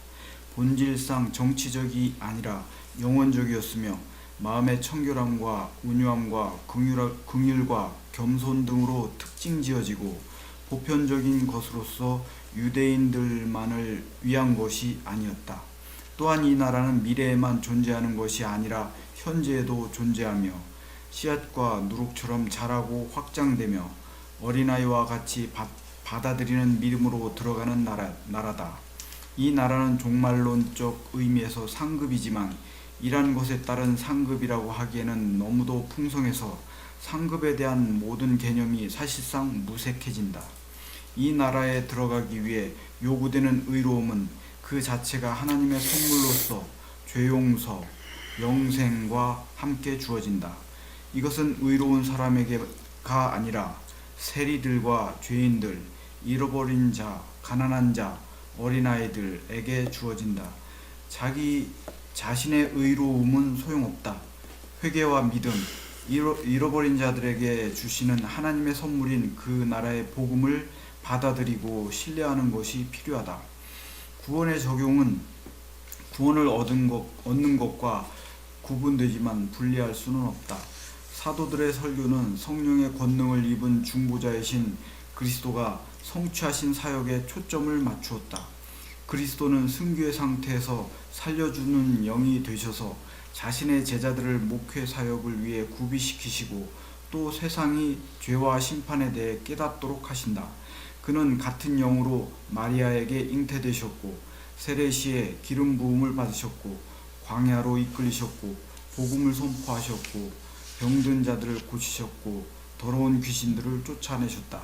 그리스도는 항상 성령으로 충만하셔서 그 능력으로 모든 사역을 이루셨고 죽기까지 자신을 드리셨고 죽은 자들 가운데서 부활하셔서 하나님의 능력 있는 아들로 선포되셨다. 그리스도의 승기 상태에서 성령은 그리스도의 소유가 되셔서 그리스도 자신이 영으로 불리시기까지 하신다. 그리스도는 그 승기 상태에서 모든 천사, 통치자들과 권세들을 자기 앞에 복종하게 하셨고 자기를 따르는 자들에게 성령과 그의 은사를 주시는 살려주는 영이 되셨다. 오순절 전에 존재하셨으며 위대한 일들을 이루셨던 성령은 이제 그리스도의 승천 후에 그의 성전인 교회 안에 거하기 시작하셨다. 구약 성경의 예언자들이 약속했던 성령의 부으심은 창조와 성육신이 이어서 세 번째로 나타난 하나님의 위대한 사역이다. 구약 성경의 예언자들이 약속했던 성령의 부으심은 창조와 성육신에 이어서 세 번째로 나타난 하나님의 위대한 사역이다. 예수 자신의 가르침에는 성령과 관련된 두 가지 종류의 활동이 있다. 예수의 제자들과 관련하여 성령은 그들을 위로하시고 진리로 이끄시고 영원히 그들에게 머무실 것이다. 교회와 관련하여 성령은 죄에 대하여, 의에 대하여, 심판에 대하여 세상을 책망하셔서 세상이 이 세 가지 모두에서 잘못되어 있음을 깨닫게 하신다. 그리스도는 오순절에 교회를 자신의 성전으로 만드셨다. 그가 끊임없이 거룩하게 하시고 세우시고 다시는 떠나지 않으실 성전으로 말이다. 이러한 성령의 내주하심은 인종적 이스라엘의 좁은 경계를 넘어서는 독립적 실존을 그리스도의 교회에 부여한다. 성령은 이제 그리스도의 몸을 성령이 예수의 공생의 기간에 그에게 하셨던 것처럼 거룩하고 온전하게 하셔야 한다. 이 일은 그리스도의 몸이 온전히 성숙함을 이루고 만물 안에서 만물을 충만하게 하시는 이의 충만함에 이르기까지 계속된다. 사도들 위에 임했던 성령의 부으심은 오순절의 방언의 이적을 포함하는 특별한 권능과 사역을 동반했다. 오순절에 있었던 현상은 의심할 여지 없이 방언과 관련되지만 여기서도 차이는 있었다. 사도행전 2장 4절은 듣는 기적을 묘사하지 않는다. 사람들은 사도들이 말하는 것을 각자의 출생지의 방언으로 들었으며 그것은 영적 통역의 은사를 필요로 하는 이해할 수 없는 언어가 아니었다. 어떤 이들은 예루살렘에서 여러 언어로 말한 것이 방언과 예언의 결합이었으며 하나님의 권능의 역사가 그곳에 있던 여러 민족의 모국어로 이해할 수 있게 선포된 것이었다고 말할 것이다. 나중에 등장하는 다른 방언의 은사는 이런 오순절의 이적보다 약하고 축소된 것이었다. 말과 관련된 이러한 이적의 목적은 제자들이 외국어를 항구적으로 구사할 수 있게 구비시키려는 것이 아니라 다만 이제 막 일어난 구원의 역사의 위대한 사실을 특별한 방식으로 강력하게 각인시키기 위한 것이었다. 창조 때 새벽별들이 노래했고 하나님의 모든 자녀는 기쁨으로 소리쳤다. 그리스도의 탄생 때 수많은 천군이 하나님의 기쁘신 뜻에 대해 환희의 노래를 불렀다. 교회가 태어난 날에는 교회 자신이 많은 언어로 하나님의 위대한 일들을 칭송한다. 예, 이게 이제 오순절 성령 강림에 대한 바빙크의 해석입니다. 예, 놀라운 거죠. 예, 그리스도는 오순절에 교회를 자신의 성전으로 만드셨다.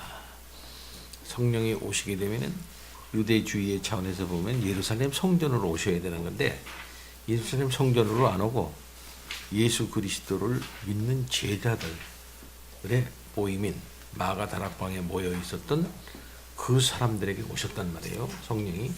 그러면 그건 뭘 말하냐면은 늘 내가 얘기하는 것처럼 성령 하나님이 오순절 성령 강림을 통해서 예수 그리스도의 제자들을 인쳐주는 거예요. 너희들이 진짜다 이 말이지. 너희들이 진짜다.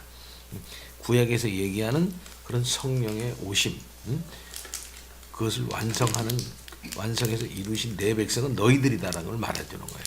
그러니까 예루살렘 성전에 대한 뭐가 되겠습니까? 이거는 예루살렘 성전 중심적 성정을 틀어잡고 있었던 그 예루살렘 성전 중심의 그런 종교 무리들이라고 할 수 있는 유대주의자들에게 대해서는 이거는 일종의 뭐야?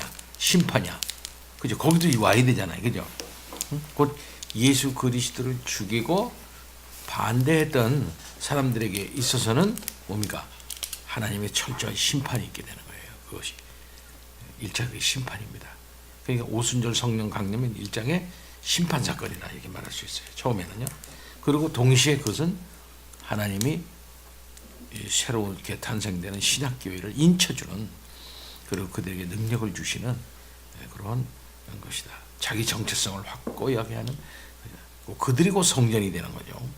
대단한 사건입니다. 그렇기 때문에 거기서부터 드디어 세계화하는 일이 이제 이루어지게 되는 것이죠.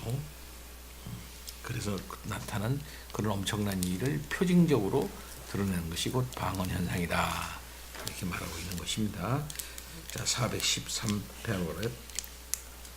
성령의 여러 특별한 역사들은 사도들이 활동하는 동안 계속되었는데 그 이유는 이 시기에 예수가 주님이시라는 고백을 세상이 받아들이고 지켜나가도록 하는 데 필요했기 때문이다.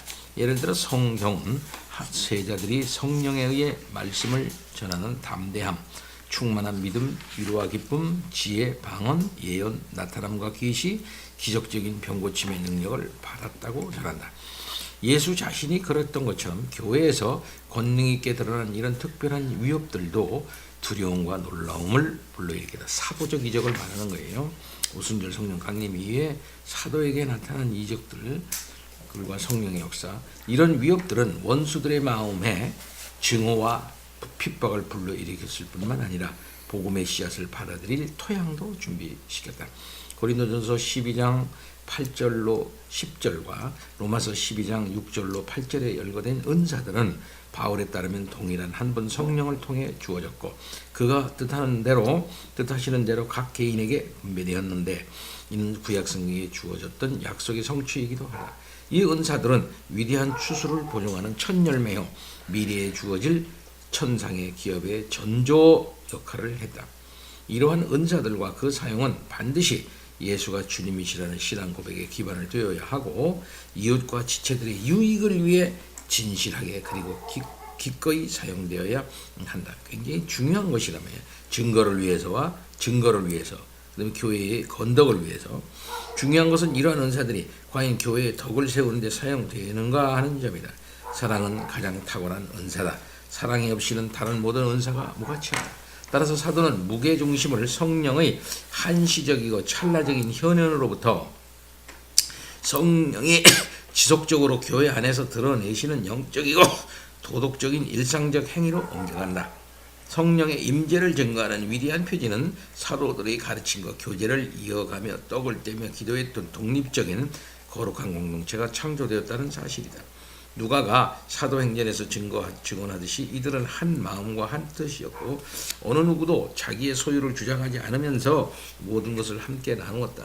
이 영으로 그들은 말씀을 선포할 자유와 담력을 얻었고 믿음이 강해지고 위로를 얻고 압제 중에도 기쁨을 누렸다. 이게 다 성령 충만한 현상이거든요.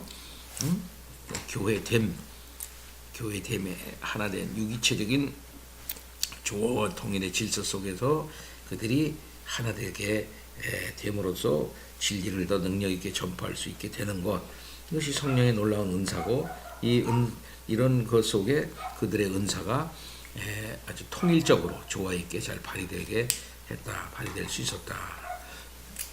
성령은 신자들의 마음에 죄 용서의 복음 선포를 확증하고 하시고 그들이 하나님의 자녀라는 사실을, 즉 의롭다 함을 얻었음을 확신시킬 뿐만 아니라 또한 성화의 윤리적이고 신비한 유익들을 이루신다. 로마서 3장 5절에 이어서 로마서 6장 8장에 뒤따른다. 성령은 신자들 안에 새 생명을 창조하시고 이로써 그들이 그리스도 안에서 존재하고 살고 생각하고 행동하게 하신다. 그리스도는 모든 것이시고 모든 것 안에 계신다. 자신의 영으로 그리스도는 자기에게 속한 자들 안에 거하기 위해 오셨고 그들을 자신의 충만함으로 채우신다. 그래서 신자들은 그리스도의 모든 유익, 그의 지혜, 의로움, 거룩함, 구속에 참여한다. 성령 안에서 신자들은 그리스도의 장성한 분량까지 함께 자라고 인지심을 받고 영화롭게 된다.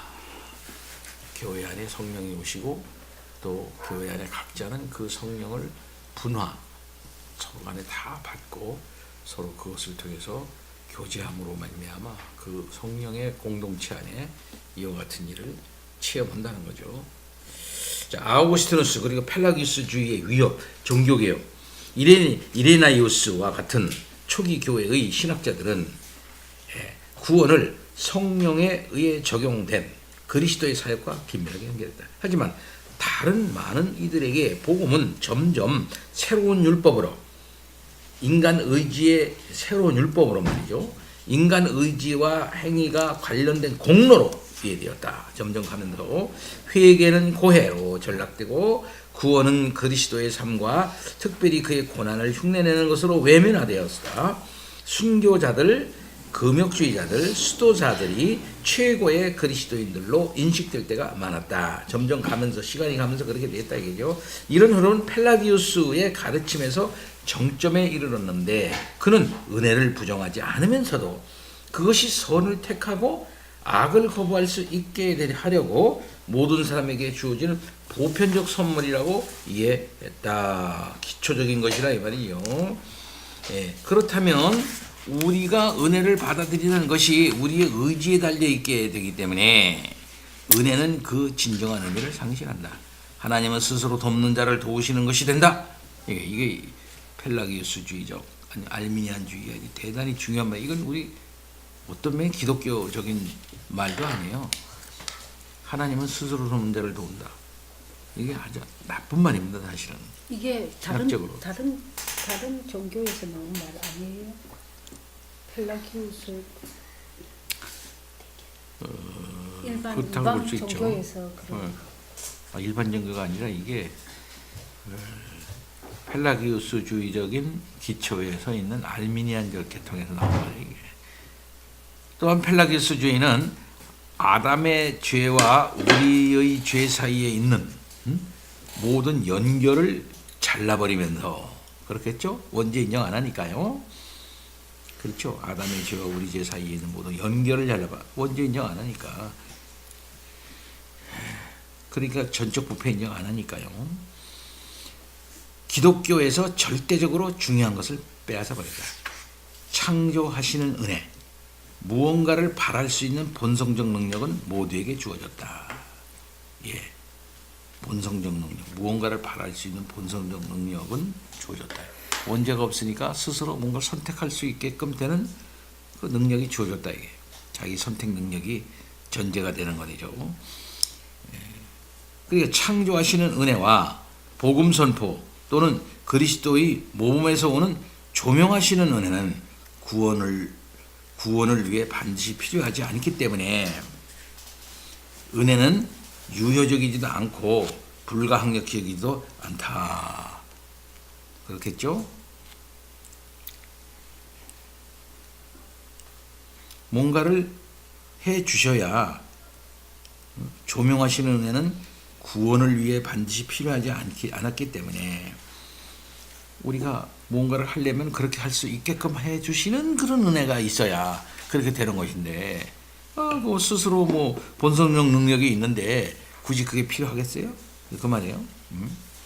은혜는 단지 사람에게 도움을 줄 뿐이다. 펠라기우스주의의 견해에서는 사람들이 은혜와 상관없이 많은 선을 행한다. 그러니까 은혜를 받음으로써 그 은혜에 기반하여 그 결과로서 은혜를 받은 결과로서 선이 나오는 건데 그거 없이 본성적인 능력을 가지고 선을 행할 수 있다 이 말이에요. 이게 펠라기우스. 아우구스티누스가 교회에 준 위대한 선물은 모든 형태의 펠라기우스주의를 명확하게 거부한 것이다. 아우구스티누스에 따르면 우리의 의지는 처음부터 끝까지 의지가 묶여 있어서 하나님의 선하심을 향해 재조정되고 그 안에서 보존된다. 그것은 선물이지 공로가 아니며 은혜이지 행위가 아니다.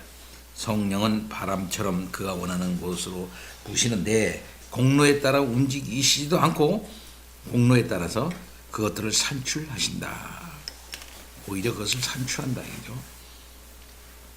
그러니까 공로에 따라서 움직이지를 않고 오히려 공로를 산출하는 성령이시다. 은혜는 모든 공로보다 앞선다. 은혜는 먼저 오고 예비하고 앞서가고 유효적이다. 은혜가 없으면은 아무것도 할 수 없다는 거죠. 은혜는 원하지 않는 자에게 먼저 오셔서 원하게 하신다. 그렇죠. 원하기 때문에 은혜가 오는 게 아니라 저 사람 은혜를 원하네, 내가 줘야 되겠네, 이게 아니라 원하지 않는 자에게 먼저 오셔서 원하게 하신다 이 말이죠. 그래서 내가 은혜를 원하는 것은 은혜 받았기 때문이야 이미. 더 나아가 하나님의 은혜는 불가항력적이다. 하나님의 은혜가 오면은 그걸 항거할 수가 없다 이 말씀이죠. 항거할 수가 있다는 것은 그만큼 인간이 하나님의 은혜를 거부할 수 있다는 거기 때문에 한해 은혜 주심에 하나님의 뜻에 대하여 인간이 그걸 거부할 수도 있는 그런 능력이 있다고 보는 거란 말이죠. 사람의 의지에 역사하시는 하나님의 은혜를 가로막을 것은 없다. 객관적으로 그리고 주관적으로 처음부터 끝까지 구원 역사는 하나님의 은혜의 사역이며, 그렇죠? 오직 하나님의 은혜만이 역사한다. 그렇다고 하나님의 은혜가 인간의 자유의지를 억누르거나 파괴한다는 뜻은 아니다. 그렇겠죠? 하나님이 우리가 지옥 가고 싶은데 자꾸 천국 가게 만드는 건 아니다 이 말이에요. 응? 자꾸 천국 가기 싫은데 자꾸 그냥 끝까지 천국 가면서 천국 가기 싫다고 하면서 억지로 천국 갈 놈은 없다 이거예요. 응? 인간의 의지를 억누르거나 파괴하는 것은 아니다. 그러니까 어쩌면은 하나님께서는 인간의 의지를 은혜로 바꾸시고 이렇게 설득하시고 이렇게 그렇게 하도록 하시고 유효적으로 그렇게 하시는 은혜를 주시면서 믿음의 역사를 이루도록 그렇게 하는 하나님이시죠. 오히려 반대로 은혜는 의지를 죄의 종로로 타는데 해방한다. 그렇죠? 그러면 우리는 은혜를 통해 자유의지를 무효로 만드는가? 저는 그렇지 않다. 아니, 오히려 우리는 자유의지를 확고히 한다. 율법이 믿음에 의해 확고히 되는 것처럼, 그렇죠? 율법이 믿음에 의해 확고히 되는 것처럼. 그래서 믿음으로 말미암아 하나님의 율법을 더 세우고 그 믿음이 기쁘게 그 율법을 받아들이잖아요. 율법을 완전히 폐하는 게 아니고 율법을 오히려 세운다 이 말입니다. 믿음이. 자유의지도 은혜에 의해 무효가 되지 않고 확고히 된다. 그래서 은혜를 받음으로 말미암아 그 은혜 안에서 우리는 드디어 기쁘게 은혜의 역사로 선택하게 된다 이거죠. 은혜가 의지의 건강을 회복시키기 때문이다. 믿음과 사랑은 시작이 그렇듯이 그 진보 역시 하나님의 은혜에만 달려있다. 우리는 그리스도 없이는 아무것도 할 수 없다. 그러므로 우리는 시작할 때 그의 긍휼이 나를 앞서가실 것이다 라고 말하고, 그렇죠? 그의 긍휼이 나를 따를 것이다 라고 말한다. 하나님이 인간의 의지를 준비시키시고 우리를 도우사 우리 안에서 시작하신 일을 온전하게 하신다. 하나님의 긍휼이 원하는 자와 함께 하셔서 그가 헛되이 원치 않게 하신다. 인간의 의지가 선행이나 말, 생각으로 나타나기 위해서는 하나님의 은혜의 도심을 입어야 한다. 누가 그런 말 했나요? 어거스틴이 하는 거예요. 펠라기우스와 싸우면서 객관적으로 그리고 주관적으로 처음부터 끝까지 구원 사역은 하나님의 은혜의 사역이고 오직 하나님의 은혜만이 역사한다. 아우구스티누스의 견해는 교회의 교의가 되었고 모든 정통적 복음적 기독교의 가르침으로 남아 있다. 그렇죠. 은혜 없이는 은혜 없다 이런 말이 나온 거지. 그렇기 때문에 하나님의 은혜를 우리가 먼저 선행적으로 받아야만 그 다음에 우리는 드디어 나의 자유의지도 건강하게 유지되어져서 진정한 의미의 하나님의 뜻도 가르치할 수 있고 그걸 행할 수 있게 된다는 거죠. 펠라기우스주의는 그러면 카르타고 공의에 418년에 정제되었다. 중요해요. 우리가 외워야 돼서 카르타고 공의회 때 정제되었다. 또한 에베소 공의회와 오랑주 공의회에는 재차 펠라기우스주의를 정제하면서 반펠라기우스주의, 세미펠라기우스도 거부했고 그 결정은 교황 보니파기우스 2세에 의해 확정되었다. 펠라기우스주의와 하프, 세미펠라기우스주의는 이처럼 공식적인 로마 캐톨릭의 가르침에서는 물론이고 아퀴나스와 보나벤투라 같은 유대한 신학자에 의해서도 정제되었다. 하지만 여기 중요해요. 하지만 로마 캐톨릭이 후에 다시 간접적으로 은밀하게 세미펠라기우스주의를 받아들이지는 않았는지 의구심을 갖는 것은 당연하다. 로마는 선행적 은총을 말하면서 펠라기우스주의와 그의 주종자들도 인지했던 지성과 의지에 도덕적 영향을 미치는 복음의 외적 부르심 이상의 것을 염두에 두지는 않았는가? 예비적 은총의 주된 본질이 무엇인가에 대해서는 신학자들 사이에 의견의 일치를 얻지 못한 부분도 있지만 몇 가지 흐름은 명백하다. 우선 로마 캐톨릭은 의지의 자유가 죄에 의해 약화되기는 했지만, 그렇죠? 의지의 자유가 죄에 의해 약화되기는 했지만 상실되지는 않았다고 가르쳤다. 그랬어요. 로마 캐톨릭은 의지의 자유가 죄에 의해 약화되기는 했지만 원죄는 그 상대 원적이다 이 말이에요. 지난번 우리가 배웠죠. 그래서 자연인은 그 자체로 완전한 인간인 것이다. 하나님께서 자연인에게 원의를 주었다 그랬더니 원의.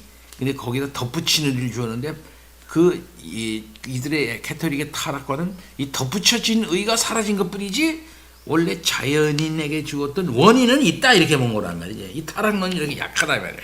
타락론이 완전 타락론을 주장하지 않으니까 결국은 이 자연인 안에 있는 원의가 발동함으로써 드디어 자연신학이 가능하다고 봤고 이것을 잘 발전시킴으로써 스스로 받을 수 있고 하나님의 은혜를 선택할 수 있는 그런 때까지 나가게 되니까 결국은 하프 반펠라기우스주의처럼 돼버리고 만다 하는 논제예요.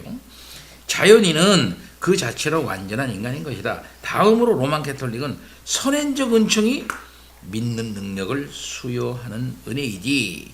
믿는 은혜를 선행적 은총이 말이죠. 믿는 능력을 수여하는 은혜이지 믿는 행위 그 자체는 아니라고 보았다.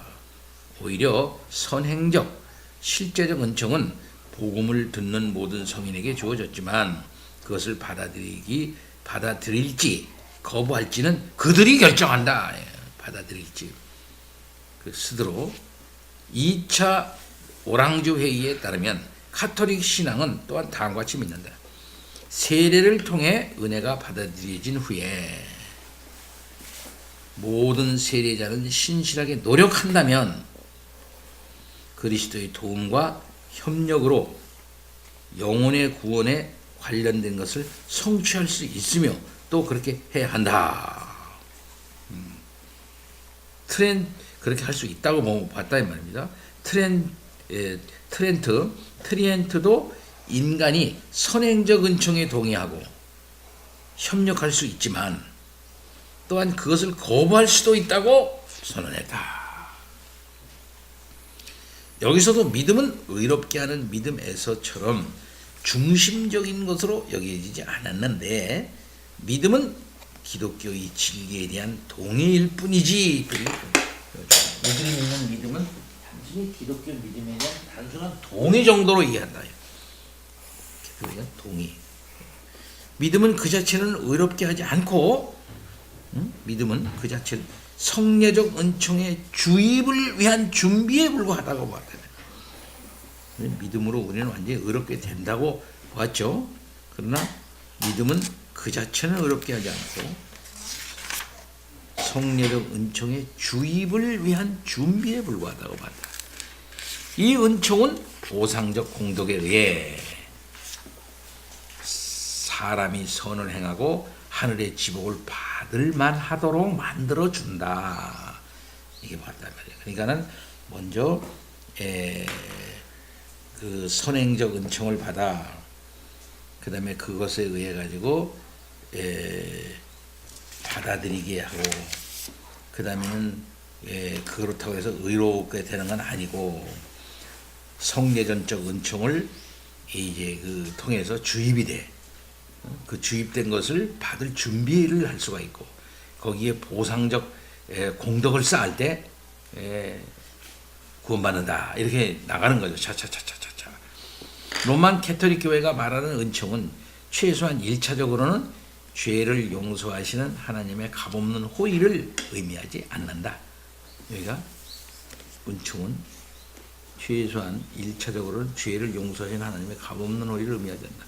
그들에게 은총은 인간에게 주입되어 있는 자질 또는 초자연적인 능력으로서 주입된다 그랬죠. 인간을 초자연적 질서로 끌어올리고 그들로 인하여 선을 행하도록 보상적 공덕을 통해 하늘의 복을 얻을 수 있도록 만들어준다. 그러니까 결국은 하프펠라기안주의로 떨어져지는 그런 과정을 이제 밟게 되는 거죠. 이미 자기네들이 이걸 정죄해 놓고 말입니다.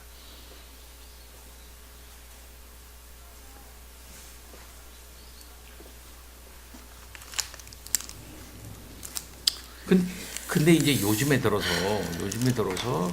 이제 그 종교개혁적 칭의론이 약해지면서 기독교권 안에서도 이 하프펠라기안으로 바뀌어 나가는 것을 보게 될 때에 결국은 그런 모습이 좀 보이는 거거든요. 그러니까 알미니안적인 하프펠라기안주의적인 그런 모습으로 이제 기독교가 이제 바뀌어 나가고 있다 이렇게 말할 수가 있겠어요. 칭의를 이해를 제대로 하지 못함으로 특별히 법정적 칭의의 개념을 인정하지 잘 못함으로 이렇게 하고 이렇게 해야 되지 않느냐 하는 그게 또 많이 강해지고 있다 이 말이에요. 자꾸. 자, 그럼 조금 더 418페이지 조금 더 읽겠습니다. 417, 418. 자, 내가 읽으면서 조금씩 얘기하는 게 오히려 낫지 않을까? 여보세요, 당신이 보세요. 루터의 종교 개혁을 촉발한 것은 일반적으로는 로마 가톨릭의 고해 성사 체계였으며 좀 더 구체적으로는 면벌부 판매였다. 루터는 하나님의 의를 하나님의 고유한 속성으로서가 아니라 하나님이 은혜 안에서 오직 믿음을 통해 주시는 믿음의 의로 재강조했다. 이것은 면벌부의 남용과 관련해서 로마 교회 지도부와의 갈등으로 이어졌는데 사실 이러한 관행은 로마 교회가 복음을 율법주의적으로 격화시킨 직접적 결과다. 루터가 로마서 1장 17절과 마태복음 4장 17절을 통해 깨달은 것은 바로 하나님의 의와 회개의 의미가 로마의 참회 제도와 전혀 상관이 없으며 다만 죄에 대한 참된 슬픔으로 특정 지어지는 마음의 변화 및 은혜의 복음 안에서의 사면 선포와 관련된다는 것이었다. 의롭게 하는 것은 성례가 아니라 믿음이다. 종교 개혁은 이처럼 그 기원에 있어서는 종교적이고 특징에 있어서는 복음적이다. 루터는 사람들이 그리스도의 복음이 갖고 있는 원래의 참된 의미를 이해하도록 도왔다. 다시 죄와 은혜를 구원에 대한 기독교 교리의 중심에 둔 것이다. 죄의 용서, 즉 칭의는 언제나 불완전한 회개에 의지하는 것이 아니라 다만 하나님의 약속에 근거하고 오직 믿음으로만 우리의 것이 된다. 그러나 루터가 회개와 믿음의 관계를 어떻게 이해했는지에 대해서는 여전히 많은 논란이 있다. 루터에게 세 가지 요소는 참회, 믿음, 선행이었다. 루터는 항상 절대 예정을 가르쳤다. 비록 나중에 이 교리의 오용을 막기 위해 그리스도 안에서의 하나님의 계시와 복음 세계에서 구원의 보편적 제시를 강조하기는 했지만 말이다. 그러나 멜란히토는 점점 더 신인 협력설적인 입장을 받아들였다. 그 결과로 은밀하면서도 공공연한 신인 협력설을 루터파에서 발견할 수 있다. 은혜는 항상 사람이 저항할 수 있는 것이고 따라서 잘못될 수도 있는 것이다. 은혜를 잃어버릴 수도 있고 잃어버렸다가 반복해서 다시 얻을 수도 있는 것이다. 그러므로 구원의 서정에서 무게 중심은 인간에게 놓여 있다. 인간의 저항은 성부, 성자, 성령 하나님의 전체 사역을 무효로 만들 수 있다. 중심은 믿음과 칭의에 있다. 부르심, 참회, 중생은 단지 예비적 기능을 가질 뿐이다. 모든 것이 믿음에 특히 믿는 행위에 달려있다. 루터파는 하나님의 은혜의 사역이 하나님의 영원한 작정과 언약에서 비롯되었다는 것을 이거 중요합니다. 이거. 이해하지 못했는데 뭐를 이해하지 못했다고요?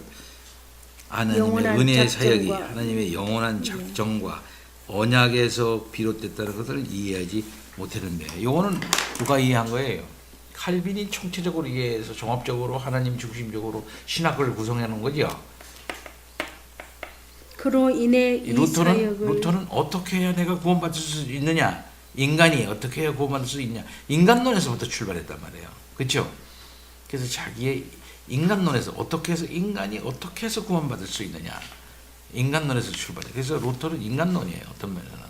그러나 칼빈은 어디서부터 출발합니까?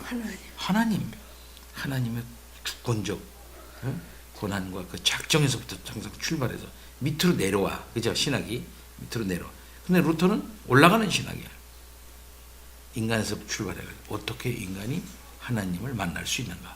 어떻게 인간이 의로워질 수 있는가? 여기서부터 출발하니까 인간 중심적이고 칼빈은 하나님 중심적. 구별이 되죠. 그래서 그로 인해 이 사역을 자연, 세상, 인류와 다시 관련시키는데도 실패한다. 그렇죠. 그들은 그리스도와의 교제 가운데 사는 것만으로도 충분하다고 여겼으며 왕이신 그리스도의 통치 아래 투쟁할 필요를 전혀 느끼지 못한다.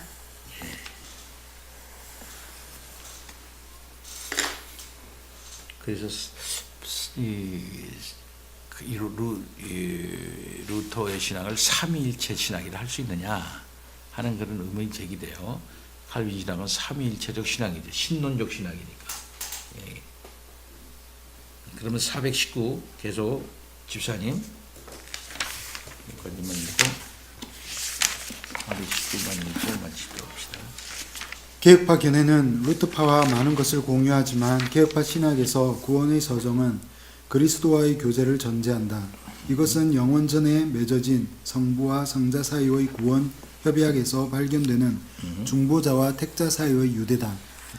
속죄와 칭의는 이미 객관적이고 적극적인 방식으로 그리스도의 사역의 열매로서 그리스도 안에 현존하며 그리스도의 영에 의해 신자에게 적용된다. 모든 것이 이루어졌다. 하나님과 화목하게 되었고 인간 편에서 추가해야 할 것은 남아있지 않다. 구원의 적용도 역시 그리스도의 사역이지 우리가 하는 일이 아니다. 구원론은 신학적으로 다시 말해 성부, 성자, 성령, 하나님의 사역으로 이해해야 한다. 재창조가 객관적으로 그리스도 안에서 일어났듯이 교회에서는 마땅히 성령에 의해 주관적으로 실행되어야 한다. 은혜 언약이 선행하고 그것이 곧 구원 사역의 기초이자 출발점이다. 신자가 먼저 믿음에 의해 자신이 은혜 언약에 그리고 택함을 받은 자들의 수에 속한다는 것을 알게 되는 것은 사실이지만 인식론적 토대는 존재론적 토대와 구분된다. 구원의 획득이 언약의 방식으로 이루어지는 것과 마찬가지로 적용도 언약적이다. 중생, 믿음, 회심은 신자들이 그리스도 안에서 하나님과 나누는 언약적 교제에 대한 준비가 아니라 오히려 그 교제가 가져다주는 유익들로서 성령에 의해 우리에게 주어지는 것이다. 따라서 택자들의 모임은 개인주의적, 원자론적으로 간주되어서는 안 된다. 그 결과로 루트파와 개혁파 사람들은 회개를 약간 다른 방식으로 이해한다. 루트와 칼뱅의 개인적 경험의 차이들이 여기서 어느 정도 역할을 한다. 루터는 율법의 저주와 하나님의 진노가 자기 위에 머물러 있는 것을 느끼면서 오랜 시간을 무거운 죄의식과 양심의 고통 속에서 살았다. 마침내 그는 오직 믿음으로 얻는 은혜로운 죄 용서에서 평안을 찾았다. 칼뱅의 회심은 종교개혁의 진리를 점진적으로 받아들이면서 이루어졌는데 최종적으로 모든 의심과 주저함을 극복하고 자신을 무조건적으로 온전히 하나님의 뜻에 맡길 때까지는 그 사실을 공적으로 인정하기를 주저했다. 칼뱅에게 새로움이란 은혜와 구원에 대한 갑작스런 체험에 있는 것이 아니라 굳은 결심으로 하나님의 뜻에 결정적으로 순종하는 행위에 있었다. 칼뱅은 특히 일부 제세례파에서 새로운 회심자들에게 먼저 며칠간 회개를 하도록 강요한 후에 은혜의 교제 안에 받아들이는 것을 주목하면서 모든 율법주의적 형태의 회개를 거부하고 전혀 다른 종류의 회개, 즉 믿음에서 비롯되고 그리스도와의 교제로만 가능하고 평생 지속되고 그리스도께 참여함으로써 우리에게 일어나는 죽임과 다시 살림으로 이루어진 회개를 주장했다. 여기에서 루트파의 회심 이해는 루트파 신앙 고백과 신학에서 참여와 믿음 두 부분으로 나뉘는데 이는 율법과 복음 사이의 대립에 따른 것이다. 이것은 칼뱅으로 하여금 회개와 믿음은 영구적인 끈으로 함께 묶여 있지만 혼동되기보다는 결합해 있는 것이어야 한다고 주장하게 했다. 그러므로 믿음과 회개는 각각 구원의 서정에서 어느 정도 독립적인 의미를 갖게 되었다. 이런 접근의 장점은 징의가 더 순수하게 법정적 무죄 선언의 행위로 이해되고 믿음은 더 큰 확실성과 확신을 얻게 된다는 점이다. 뒤에서 징의를 다루면서 보게 되겠지만 루트파 신학은 이 부분에서 전혀 분명하지 않다. 이제는 그리스도인의 삶도 더 큰 윤리적 의미를 얻고 율법은 감사의 원리로서 인간 의지를 지배하고 동기를 부여하는 더 중요한 역할을 맡는다. 개혁파 그리스도인은 적극적으로 죄와 싸우도록 부름받았다. 그리스도인들의 도덕적 삶은 믿음을 뿌리로 율법을 규칙으로 하나님의 명예를 목표로 갖고 있다. 물론 이런 주제가 루터, 멜라니톤, 후기 루트파 신학자들에게 전혀 없지는 않다. 하지만 부처, 칼뱅, 후기개혁파 신학자들에게 이 개념은 훨씬 깊고 광범위한 의미를 얻었다. 하나님의 영광을 증진하기 위한 목적으로 하나님의 뜻에 순종하는 것, 이것이 개혁파 진영에서는 그리스도인의 삶에 부여된 과업이 되었다.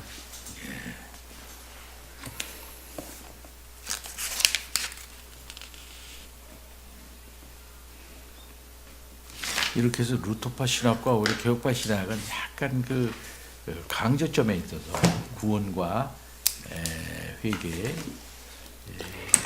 그다음에 칭의와 성화의 관계에 있어서 성화는 좀 차이를 좀 보여요. 오늘은 여기까지.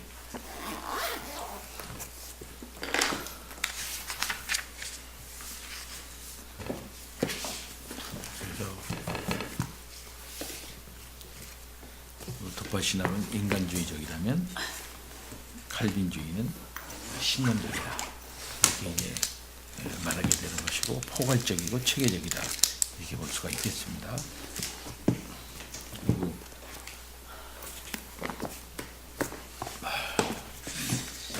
자, 잠깐 기도하고 마치겠습니다. 하나님 아버지 참 감사합니다. 우리들에게 하나님께서 구원을 주셨습니다. 이것은 이미 오래전서부터 하나님의 작전 가운데서 이루어진 모든 것들을 은혜 언약으로 시간 속에서 이루시고 그리스도 안에서 우리를 하나로 그리스도 안에서 받아주심으로 말미암아 이루어진 놀라운 은혜입니다. 그리스도는 우리의 중보자로서 하나님과 우리를 화해하게 하셨사옵고 우리를 하나님께 나아갈 수 있도록 해 주셨습니다. 그 사역에 기초하여 성령의 역사로 말미암아 우리 속에 믿음이 생겼고 하나님께 나아갈 수 있도록 우리를 자꾸 변화시켜 나가옵나이다. 하나님 아버지, 하나님의 이 구원 역사는 이렇게 하나님으로부터 시작하여 우리에게 이르고 또 영혼에까지 이르는 총체적이고 놀라운 사건입니다. 하나님 아버지, 우리를 불쌍히 여겨 주시옵시고 이미 베풀어 주신 은혜가 무엇인지 또 우리가 갖고 있는 것이 무엇인지 우리를 통과하고 있는 성령의 역사가 무엇인지 잘 알 수 있도록 인도하여 주옵소서. 성령의 역사는 하나님의 크신 역사를 잘 이해해야 하고 또 그리스도 안에 이루어진 구속 역사의 큰 의미가 무엇인가를 알게 해서 또 우리가 마땅히 해야 할 것이 무엇인가를 이해하고 또 선택하게 함으로써 큰 하나님의 역사를 이루게 하시옵나이다. 감사합니다. 일주일의 삶이 시작됩니다. 하나님 아버지, 우리는 지금 성화의 과정에 있습니다.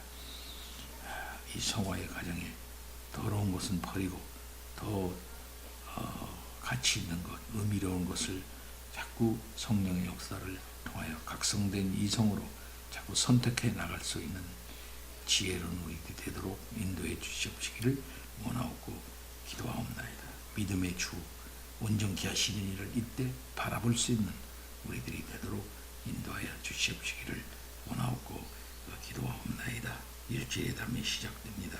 하나님의 말씀을 또 굳게 부여잡게 하여 주옵소서. 우리의 사명 잘 감당할 수 있도록 주님 인도해 주시옵시기를 원합니다. 건강도 지켜 보호하여 주셔서 말날 때마다 맑고 밝은 이성과 생각으로 주님 교제할 수 있도록 주님 인도해 주시옵시기를 원합니다. 어머니, 우리 집사님들 그 역할을 잘 감당해서 어린 자녀들을 잘 훈도할 수 있도록 주님 인도해 주시옵시기를 원하고 우리 아버지 되는 남편 되는 우리 집사님들에게 남편으로서 아버지로서의 그 가장의 역할을 잘 감당해서 우리 하나님 아버지의 넉넉함과 우리 주 예수 그리스도의 사랑과 성령의 지혜로움을 잘 드러내는 사람들 되도록 인도해 주시옵시고 어린 자녀들이 어머니 아버지의 사랑과 그 지도를 잘